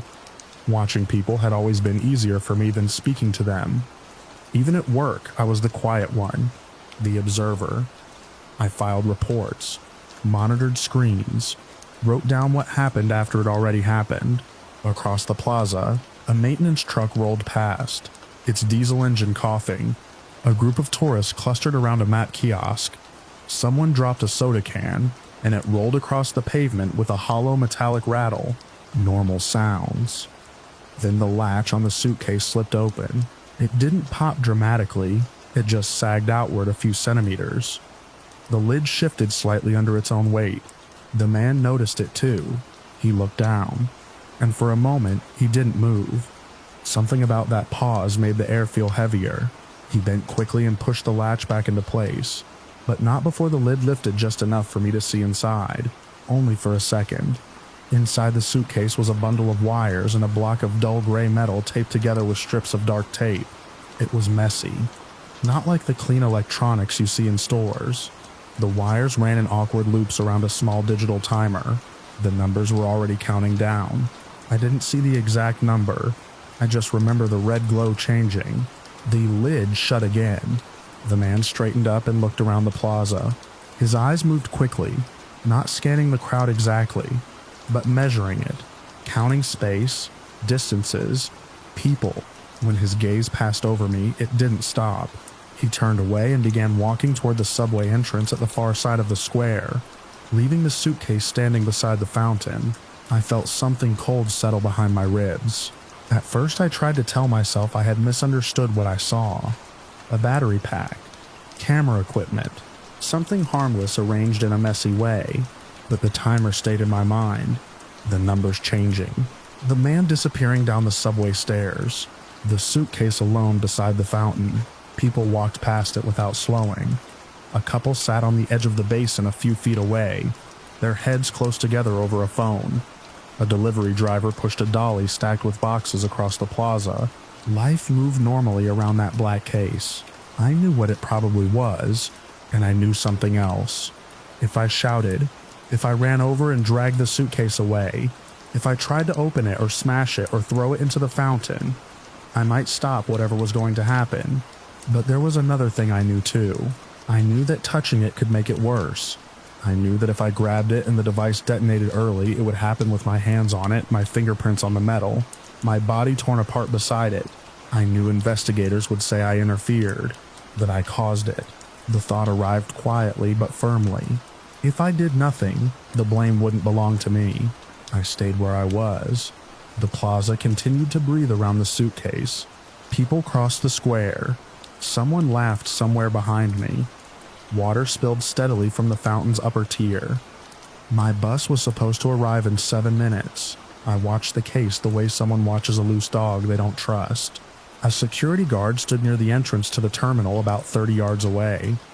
I could have walked over, told him what I saw, but I imagined trying to explain it. A glimpse inside a suitcase, some wires, a timer I wasn't even sure about. He might dismiss it, or ask me to show him. Walk back with me to the fountain, stand over the case while deciding whether to call someone else. That would still place me next to it, still make me the person who brought attention to it, the man who pointed, the man who intervened. The bus schedule display clicked to the next line of times. 3 minutes had passed since the man left. A woman set her coffee cup on the fountain edge beside the suitcase. She leaned down to retie her shoe. My throat felt tight. All it would take was one push. The thought appeared suddenly and clearly. If I shoved the suitcase into the fountain basin, the water might flood the electronics, short the wires, stop the timer. The fountain was only a few feet away. The case stood upright and unattended. It would take less than a second, but pushing it meant touching it, moving it, choosing to damage something that belonged to someone else, choosing an act instead of inaction. If the device exploded the moment I touched it, there would be no debate about responsibility. I would have done it. I would have caused whatever happened. Standing still meant something else. Standing still meant the event. Whatever it was remained separate from me. People continued walking past the case. A man talking on his phone paced near the fountain rim. A pair of students cut diagonally across the plaza carrying backpacks. I felt the seconds slipping past like water through fingers. My eyes stayed locked on the suitcase. No one else seemed to notice it. The crooked latch, the silent timer hidden under the lid. The guard near the terminal entrance turned his back and stepped inside. The plaza seemed wider suddenly, the space around the suitcase emptying and filling in small waves of movement. My bus pulled into the street at the far curb. The digital sign above the stop flickered with its route number. I thought about the man who had carried the case here, about the calm way he walked away. He had already made his decision. The difference between us was that his decision required doing something. Mine required doing nothing. The bus doors opened with a hydraulic sigh. People began forming a loose line near the curb. I stayed where I was. The timer inside the suitcase kept counting somewhere beneath the shell. I could almost imagine hearing it, a faint electronic ticking buried under the noise of the city. My chest felt hollow. I knew the exact moment when action would stop being possible. It came quietly. The woman finished tying her shoe and stood up. She picked up her coffee and walked away from the fountain without looking down. For a brief moment, the suitcase stood completely alone. I could still reach it. I could still push it into the water. I did not move. The line for the bus shortened as people boarded. The driver leaned out slightly, checking the sidewalk. The plaza looked ordinary. Wind pushed a scrap of paper across the pavement. A pigeon landed near the fountain rim and tilted its head. Nothing demanded my movement. Nothing forced my hand. The bus engine idled. My legs carried me toward the curb before I fully realized I had started walking. The steps up into the bus felt strangely quiet. I took a seat near the middle and looked out through the window. Through the window, the suitcase was still there beside the fountain, a black rectangle in a patch of sunlight. From this distance, it looked harmless. Just luggage someone forgot. The driver closed the doors. The bus pulled away from the curb and rolled slowly along the edge of the plaza. For a moment, the fountain lined up perfectly with the window beside my seat. I could see the suitcase clearly again, standing upright, patient, almost ordinary. Then the bus turned at the corner, and the plaza slid out of view. I kept watching the empty space where it had been until the buildings blocked everything. No one on the bus seemed to notice anything unusual. People checked their phones, stared out windows, adjusted bags on their laps. Traffic lights changed. The city continued exactly as it always did. I sat there with my hands folded and tried not to imagine the fountain, the suitcase, and the red numbers quietly reaching their end.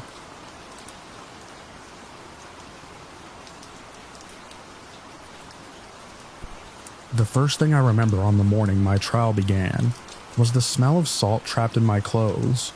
Months after the sea had left them, I sat at the defense table while the courtroom filled with quiet movement, papers sliding, chairs shifting, the dull scrape of boots on wood. Sunlight from the high windows fell across the floorboards and stopped just short of where I sat, as if the room itself refused to cross that distance. I had been told to recount the events plainly, exactly as they happened, the way they would live in the court record. I intend to do that now, without decoration or excuse. My name sat on an indictment for murder. The prosecution preferred the word simple. They liked to say it was a simple matter of law. A man was dead. I had helped kill him. That was the shape of their case. The defense preferred another word entirely: necessity. Between those two words, the entire courtroom lived. I was not alone at the table. 2 other men had been with me on the boat when it happened, though illness had spared them from this particular trial. Their statements had been taken already. Mine was the one the court wanted to hear in person, because I had held the knife. Before any witness spoke, the prosecutor rose and outlined the facts in a tone that carried across the room like a hammer striking iron. A vessel lost at sea, a lifeboat adrift, provisions exhausted, a decision made, a man killed so the others might live. He ended by reminding the jury that the law had no weather. Then my counsel stood and spoke of storms, starvation, and the human body's slow collapse when food and water disappear. He said the law must recognize the difference between murder committed in comfort and actions taken in the last hours before death. The jurors listened without expression. When my turn came, I stood because my legs moved before I could think about them. The courtroom felt smaller from that position. The jurors looked ordinary. The judge looked tired. The clerk sharpened a pencil while I swore to tell the truth, and then they asked me to begin with the wreck. We had been a small crew on a coastal run. Nothing grand, nothing adventurous. Cargo that smelled of tar and rope. Weather that looked unsettled but manageable. The storm arrived the way storms do at sea, quickly enough that explanation becomes useless. Wind rose first, then waves that lifted the vessel higher than it had any right to climb. By evening, the deck was a place you crossed only if forced. By night, the mast had cracked, and the hull was taking water faster than we could throw it back. There is a moment when a crew stops believing the ship will survive. It isn't spoken. It moves through the men like a change in air pressure. We launched the lifeboat in darkness. 4 of us made it clear of the wreck before the vessel slipped under. I remember the sound of it more than the sight of deep wooden groan, followed by quiet water. By morning, the horizon was empty. We had very little with us. A small breaker of water, a handful of preserved meat, navigation tools that told us only how lost we were. The first days passed with effort and a kind of stubborn optimism. We rationed the food. We spoke of currents that might carry us toward shipping lanes. We scanned the distance until our eyes burned. The sun was merciless during daylight. Nights were worse because the cold made sleep impossible. After the 4th day, the provisions were gone. Hunger changes a man in stages. At first it is an inconvenience, then it becomes a constant noise inside the body. Later it becomes something quieter and more dangerous. A draining of thought and movement until decisions feel far away. One of the crew, Thomas Hale, weakened faster than the rest of us. He had been injured during the wreck, though none of us realized how badly at first. A blow to his side that left him breathing shallowly. By the 7th day, he could barely sit upright without help. We shared the last of the water with him. The ocean remained empty. There are stretches of time from that period that exist only as fragments in my mind. Sunlight on unmoving water, the dull ache in my joints, the way our voices faded, because speaking required more strength than silence. We began discussing possibilities without naming them. One man suggested we might draw lots if the worst came. Another said we should wait for Hale to die naturally, but waiting became its own cruelty. His breathing grew thin. His eyes drifted open and closed without focus. The heat of the day baked the boat until the planks burned our skin. I remember looking at the horizon and realizing we would not survive another 2 days without food. The thought arrived with terrible clarity. The law would later call that moment premeditation. I cannot say precisely who spoke first about what had to be done. It may have been me. It may have been one of the others. The words themselves felt smaller than the understanding behind them. If one man died, the others might live. If no one died, all of us would. We waited until night. The sea was calm. Stars hung above us in a sky so clear it seemed unreal, as though the world had been simplified to water and light. Hale lay against the stern boards, barely conscious. I remember kneeling beside him and feeling the boat shift gently beneath my weight. My hands were steady in a way that frightened me even then. There was no struggle. The act itself was quick. I will not describe it further. What matters is what followed. We did what desperate men have done in similar circumstances throughout the long history of the sea. We preserved what we could. We rationed it carefully. Strength returned slowly, enough to keep us alive. 4 days later, a passing vessel spotted our boat. We were taken aboard, given water, and delivered to port. For a brief time, I believed the ordeal had ended. Instead, it had merely changed shape. News of the event traveled faster than I expected. By the time authorities questioned us, the story had already hardened into a scandal.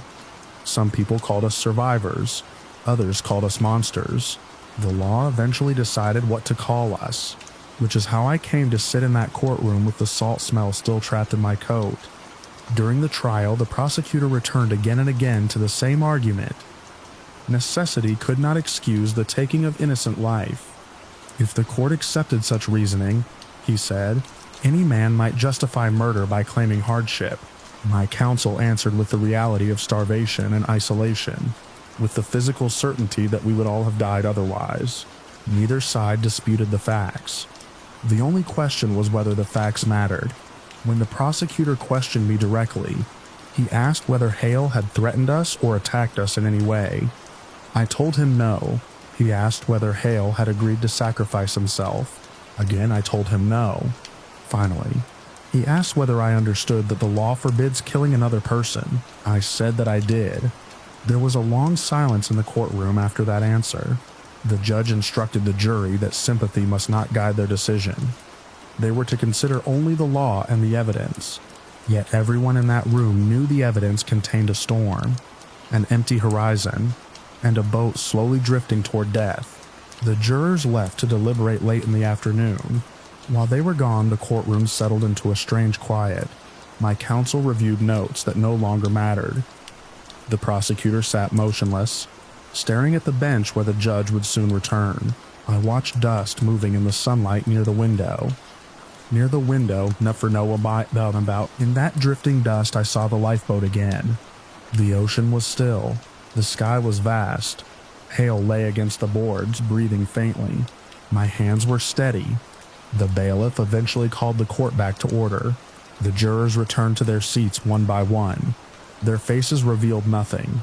The foreman stood. What followed would become part of legal history, scholars debating it for years afterward. Some would argue the verdict preserved the strength of the law. Others would argue it ignored the limits of human survival. From where I stood, it felt less like history and more like gravity. The law had been asked whether circumstance could bend it. The law answered no. I was found guilty. Not because the facts were uncertain, and not because anyone doubted the conditions we endured, but because the court decided that necessity could never justify the deliberate killing of another man. Sentence came quickly. The courtroom emptied soon after. That evening, they moved me to a holding cell beneath the courthouse while paperwork was completed.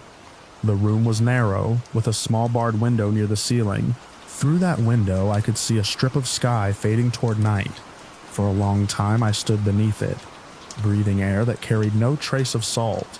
But when I closed my eyes, the ocean returned with perfect clarity, a lifeboat rocking gently, a horizon without ships, and 4 men measuring the distance between law and survival, while the water stretched endlessly around us.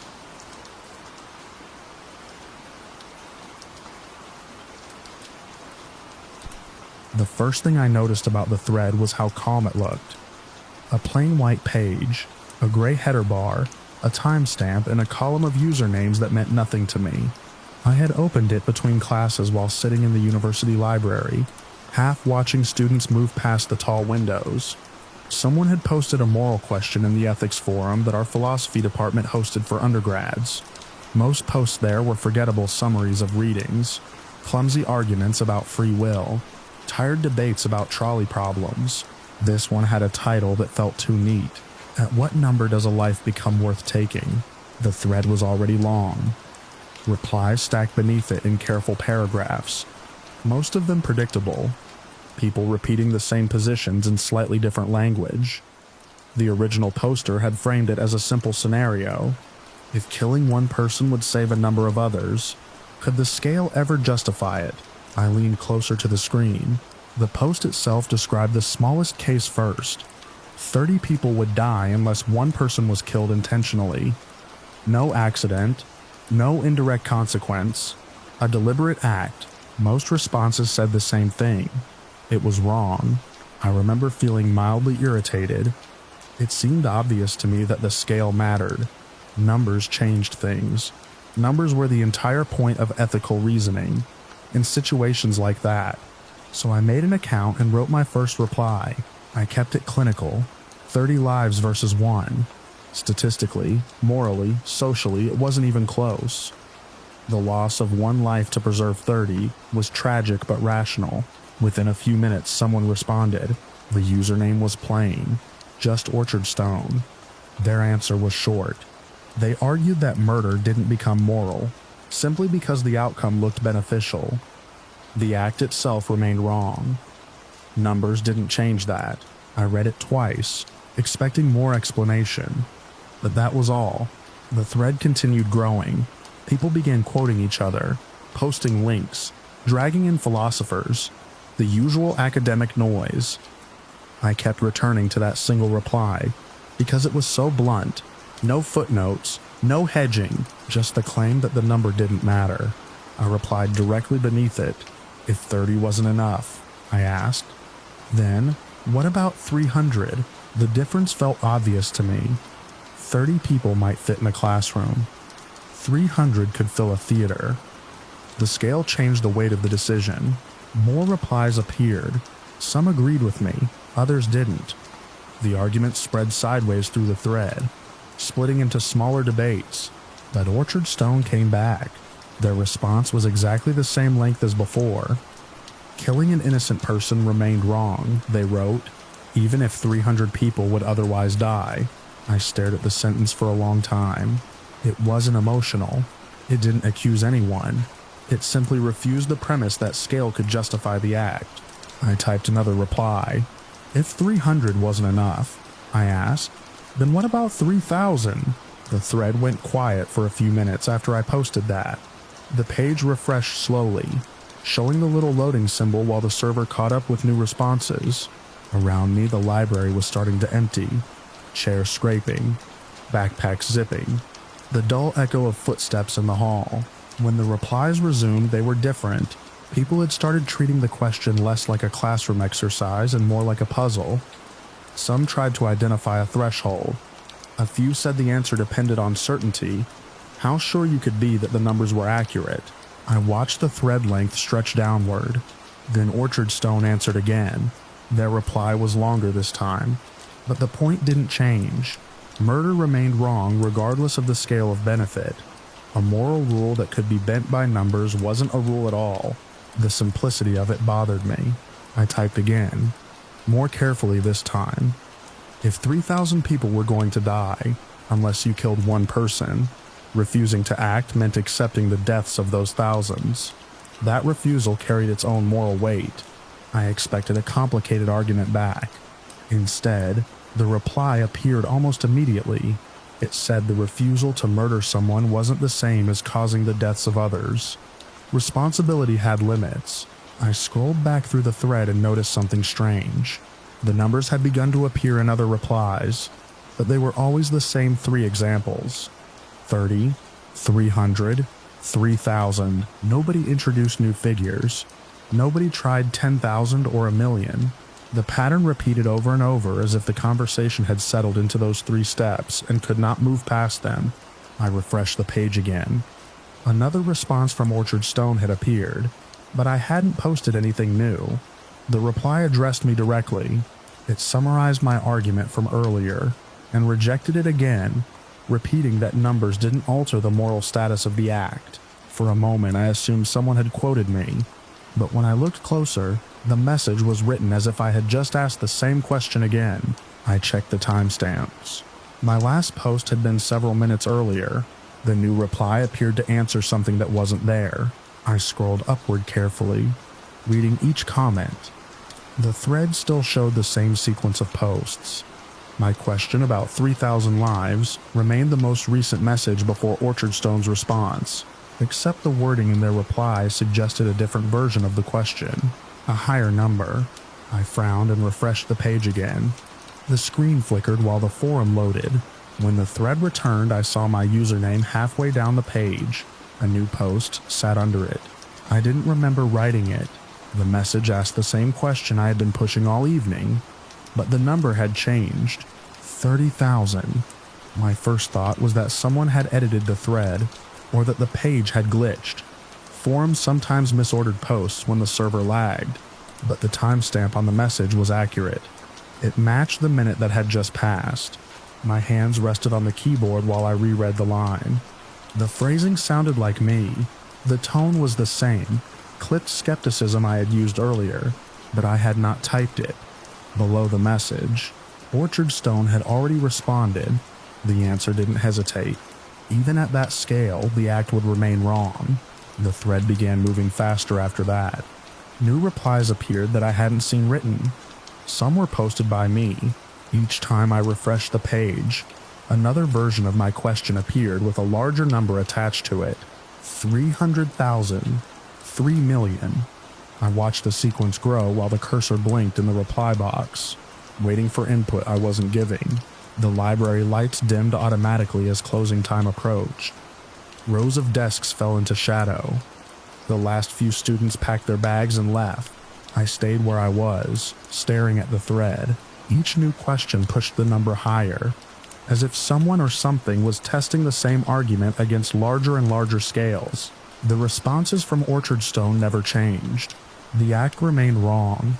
Numbers did not justify it. I scrolled downward until the page stopped loading. At the bottom of the thread, the most recent post carried my username again. The number was enormous now, written in digits that filled half the line. The question itself hadn't changed. If killing one person would save that many lives, would it finally be justified? For a long time, nothing appeared beneath it. The page remained still except for the blinking cursor. Then the reply arrived. It was shorter than all the others. It didn't argue, it didn't explain. It simply stated that the scale of the benefit did not alter the nature of the act. Murder remained murder no matter how many lives were claimed to be saved. The thread stopped growing after that. No one else replied. I sat in the dark library with the empty forum page glowing in front of me, reading the last message again and again while the number in my own post stared back at me like something unfinished, something still waiting for a higher value that would never arrive.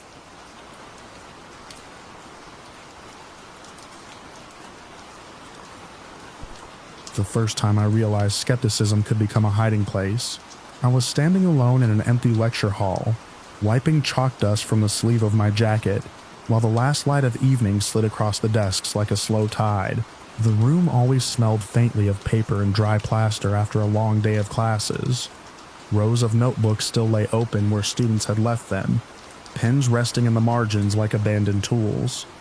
I walked between the desks the way a custodian might check windows at night, pausing now and then to glance at a sentence someone had written, a question about justice, a note about doubt, a crude arrow pointing toward the word certainty with 3 question marks beside it.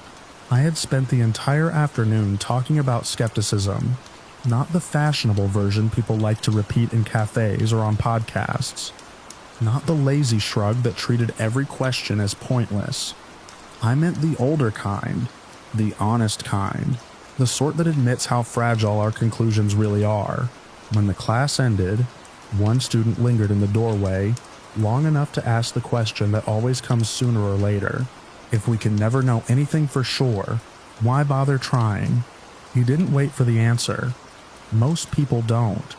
The question is easier to ask than to live with. I erased the board slowly. The chalk squealed once against the slate, leaving a pale streak where the sentence had been. Skepticism is a resting place, I had written earlier in large, careful letters. But it is not a dwelling place.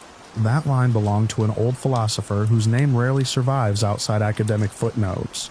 But the idea had followed me for years like a quiet companion. Doubt can give you a moment to breathe. It can free you from false certainty. But if you stay there too long, it becomes a kind of sleep. I stacked the abandoned notebooks at the front desk and turned off the projector. Outside the tall windows, the campus lawns had darkened into wide patches of shadow. Evening traffic murmured somewhere beyond the trees. Teaching philosophy looks peaceful from a distance. A room, a chalkboard, a slow exchange of ideas. But the real work happens inside people, and you can never see clearly whether anything has changed. That uncertainty follows you home. I carried one notebook with me when I left the building. It belonged to a student who often sat near the back, quiet but attentive. I had noticed earlier that every page contained the same habit. In the margin beside each argument, she had written a single letter. Q. Question.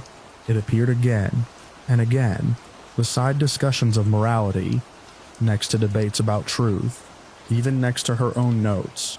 Question. I walked across the campus quad under a row of dim lights and sat on a bench near the path. The air had that cool stillness that arrives just after sunset, when the ground begins releasing the warmth it held all afternoon. I opened the notebook again. Halfway through the pages, I found something different. Instead of the usual Q in the margin, she had written a sentence. If nothing is certain, maybe nothing matters. The handwriting looked hesitant, as if she had paused midway through the thought. People often imagine philosophy as a search for answers. In practice, it begins somewhere else entirely. It begins with a kind of restlessness. You notice something about the world that doesn't sit right.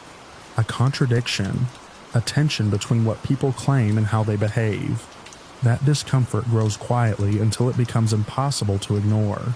Education, when it works properly, does not calm that feeling. It awakens it. That is the part many students never expect. They arrive hoping for clarity, for tidy conclusions that will settle the big questions once and for all. Instead, they discover that the deeper you look, the more complicated things become. Some embrace that complexity, others retreat from it. I had seen both outcomes many times. A few weeks earlier, during a seminar discussion about moral responsibility, the room had fallen into the familiar silence that appears when a problem refuses to resolve itself neatly. The students shifted in their seats, glancing at their notes, waiting for someone to say something definitive. Finally, I asked them to imagine an ordinary decision: returning a lost wallet, helping a stranger, telling the truth when lying would be easier. We could argue endlessly about whether moral truths exist in some objective sense. Philosophers had done exactly that for centuries, but the strange fact remained that people continued making these choices every single day. Even the most committed skeptic still decides whether to help someone who has fallen on the sidewalk. We live the answers long before we prove them. That observation unsettled the room more than any abstract argument. One student leaned forward and asked how we could act confidently if we were never certain about the principles behind those actions. The question hung in the air like dust drifting through sunlight. I remember closing my notebook and looking around the room before answering. Because you are already acting, no one escapes that. Even refusing to choose is a choice that shapes the world around you. You cannot step outside the process of reasoning simply by declaring it unreliable. Life keeps presenting the next decision. I returned the notebook to my bag and started walking again. The path curved along the edge of the library building, where a line of narrow windows glowed softly against the dark brick walls. Inside, someone had left a study lamp burning over a stack of books. For a moment, I stood there watching the light. It reminded me of something I often tried to explain but rarely managed to capture clearly. Reason is not a finished structure. It is more like a lantern. You carry it forward step by step, illuminating only a small circle at a time. The darkness beyond remains enormous, but the light you hold still matters. The trouble begins when people mistake the darkness for proof that the lantern is useless. I had been teaching for almost 15 years by then, long enough to recognize the two temptations that appear whenever a difficult question refuses to resolve itself. One temptation is certainty, the other is surrender. Certainty says the answer must already exist somewhere, waiting to be discovered. Surrender says there is no answer at all. Both offer relief. Neither is honest. The honest position lies somewhere between them, in the uncomfortable territory where questions continue, even when the final solution remains out of reach. That territory can feel lonely. Students sometimes imagine their professors possess a secret confidence about these matters. They assume years of study must eventually deliver a stable foundation beneath every belief. The truth is far less dramatic. Experience does not remove the questions. It simply teaches you which ones are worth continuing. Near the end of the path, I stopped beneath a tall oak tree where the wind had begun stirring the leaves. The branches shifted slowly against the dark sky. I thought again about the sentence in the notebook. If nothing is certain, maybe nothing matters. At first glance, it sounds like a conclusion. In reality, it is a crossroads. And you can interpret uncertainty as permission to stop thinking. Many people do. They settle into that resting place and call it wisdom. But uncertainty can also function as an invitation. If certainty is unavailable, the responsibility to reason carefully becomes even more important. Our decisions cannot rely on final proof, so they must rely on attention, honesty, and the willingness to revise what we believe when better arguments appear. That process never finishes, and yet we continue. The wind grew stronger. Leaves scraped softly across the pavement near my feet. I imagined the students returning tomorrow, filling the lecture hall again with their notebooks and half-formed ideas. Some would arrive frustrated, others curious, a few already convinced that the entire enterprise was pointless. The board would be blank again. Another question would appear, another argument, another attempt to understand what it means to live thoughtfully in a world where certainty remains just out of reach. This is the strange promise hidden inside skepticism. It does not free us from reasoning. It reminds us why reasoning matters. The absence of final answers does not release us from the responsibility to ask better questions. If anything, it sharpens that responsibility until ignoring it becomes impossible. I stood there for a long time watching the dim library windows across the lawn. The campus had grown quiet. Only a few lights remained. Somewhere inside that building, a student was probably leaning over a notebook right now, writing another question in the margin. The work of philosophy rarely produces dramatic moments. No thunderclaps of revelation. No final page where the mystery resolves itself neatly. Instead, there is this: a continuing effort, a slow refusal to stop thinking, and the persistent understanding that even without certainty, we still wake each morning into a world that demands judgment, responsibility, and care. Skepticism can offer a place to pause, but the moment we begin living our lives again, the questions follow us out the door, waiting patiently for the lantern to be lifted and carried forward once more.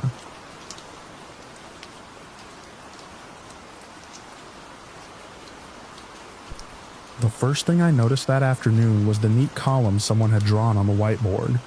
Names on one side, usefulness on the other. I was standing near the back of the municipal lecture hall, coat still on, watching people fill the folding chairs as if they had come for a routine town meeting. Fluorescent lights hummed overhead. A long table sat at the front with 3 microphones and a pitcher of water that no one had touched yet. Outside the tall windows, the sky was a dull, colorless gray, the kind that made it impossible to tell whether evening was approaching or the day had simply stalled. I had been invited as a social critic, though the phrase always felt theatrical. In practice, it meant I wrote essays pointing out quiet injustices people preferred not to see. Someone from the Civic Ethics Forum had emailed me a brief description of the topic, a public exercise in moral reasoning. Volunteers would present difficult scenarios, and the audience would debate possible solutions. Academic theater. I expected nothing more serious than that. Still, something about the whiteboard column bothered me. Under usefulness, someone had written small numerical scores beside a few names. Productivity, family ties, professional value. Each number sat beside a person's name, as if a life could be summarized the way restaurants summarize prices with dollar signs. A thin packet of printed guidelines sat on a chair near the aisle. I picked it up while people were still settling in. The front page was dense with formatting marks and drafting instructions, the sort of procedural sheet moderators often distribute before discussions begin. One of the lines carried an odd citation code in the margin, a small notation that read "foin." I assumed it was an internal reference someone had forgotten to remove before printing. I folded the packet closed and slipped it onto the chair again. At the front table, a man in a gray blazer adjusted the microphone. He had the patient posture of someone who believed the room belonged to him, simply because he had arrived earlier than everyone else. When he spoke, his voice carried evenly through the hall. He explained that the evening's exercise would examine the ethics of sacrifice in constrained systems. Resources, he said, are limited in any society. Food, medicine, attention, labor. When scarcity appears, difficult choices follow. So far, it sounded like a lecture. Then he gestured toward the whiteboard. One of the names in the left column had been circled. He described the hypothetical person attached to that name. No close family, no dependents, no profession that others relied on, no measurable contribution to the group's survival. A person whose absence, according to the numbers written beside it, would produce the least disruption. The implications settled slowly across the room. Someone suggested that if a sacrifice were required for the benefit of the whole community, logic would point toward that individual. There was no drama in the way it was presented. It arrived the way accountants discuss numbers: clean, efficient, detached. The man in the blazer nodded slightly, as if the suggestion had been expected. He asked the room whether moral reasoning should consider social utility when determining whose life might be surrendered for the greater good. Hands rose. I stayed where I was, leaning against the back wall, listening. A retired engineer near the center aisle argued that societies already make similar calculations indirectly. Funding decisions, emergency triage, disaster planning. We prioritize outcomes that preserve the greatest number of functioning lives. A student near the front added that if one person's death could ensure the survival of many others, refusing the calculation might itself be unethical. The discussion began to gain momentum. The room warmed with quiet conviction. At first, I believed everyone understood the exercise as purely theoretical, but the longer I listened, the more the language changed. The circled name on the board stopped being a placeholder. It became a person. The man in the blazer gestured again toward the list. He asked the audience whether a life without measurable utility might reasonably be offered in service of others whose contributions were greater. I felt something tighten behind my ribs. My work had brought me into rooms like this before. Rooms where language slowly turned human beings into abstractions. The transformation always began with polite vocabulary, utility, burden, efficiency, numbers. When I finally moved forward, the chairs creaked as people shifted to see who was approaching the microphone. The man in the blazer recognized me from the invitation email and offered a small nod of acknowledgement. He asked whether I wished to contribute. I said that the discussion seemed to assume a premise that had not yet been examined. Several faces turned toward me. With mild curiosity, I explained that assigning value to a life based on social metrics requires treating individuals as instruments rather than ends in themselves. The moment we accept that framework, the numbers on the board stop being descriptive and start becoming permissions. A murmur moved through the room. Someone replied from the second row that societies inevitably weigh contributions when allocating resources. Ignoring utility does not eliminate the calculation, it only hides it. I said the difference lies in whether we measure outcomes or measure people. The man in the blazer leaned slightly closer to his microphone. He asked whether refusing the calculation would allow a single person to endanger many others. The question sounded reasonable on its surface. That was the skill behind it, but the whiteboard still hung behind him with its quiet column of names. I asked the room to imagine how easily the list could expand. A person without family today, someone unemployed tomorrow, someone elderly next week, someone unpopular the week after that. Each category justified by a different metric of social utility. The engineer in the aisle folded his arms. He said that slippery slopes were rhetorical devices, not arguments. Perhaps he was right. So I asked a simpler question. Who in the room had decided which qualities made a life valuable? Silence stretched across the chairs. The numbers on the board suddenly looked less clinical. I walked closer to it, close enough to see that the usefulness scores had been written in pencil. Someone had erased and rewritten them several times, faint smudges still visible beneath the darker lines. People had debated the numbers before the meeting even began. I said that once we start ranking human worth, the list never remains stable. Every society that has attempted it eventually redraws the boundaries to include someone new. The student near the front shifted in his seat. He began to respond, then stopped. The man in the blazer asked whether refusing to make such judgments might paralyze moral action during emergencies. That question carried the weight of the entire exercise. I told him there was a difference between choosing actions that save the most lives and deciding that some lives are inherently expendable. One is a tragic circumstance, the other is a philosophy. The room grew quiet in the way rooms do when people recognize they are standing near an edge they hadn't intended to approach. No one erased the circled name, but no one added new numbers either. Eventually, the discussion moved away from the board. People began talking about disaster planning, legal safeguards, the danger of bias in algorithmic decision systems. The conversation softened into policy language again. The whiteboard remained where it was. When the meeting finally ended, chairs scraped across the floor and the audience filtered toward the exits in small clusters of conversation. The man in the blazer wiped the board clean with a felt eraser, moving methodically from top to bottom until the column of usefulness scores disappeared. Only faint gray smears remained. I lingered in the back while the room emptied. The packet of guidelines still rested on the chair where I had found it earlier.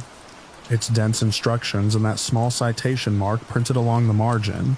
Outside the windows, the sky had darkened without anyone noticing. The hall lights reflected faintly in the glass, turning the room into its own mirror.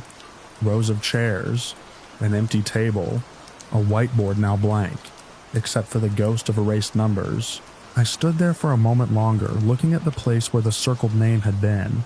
The surface was clean now, but I could still see exactly where someone had decided a life could be measured.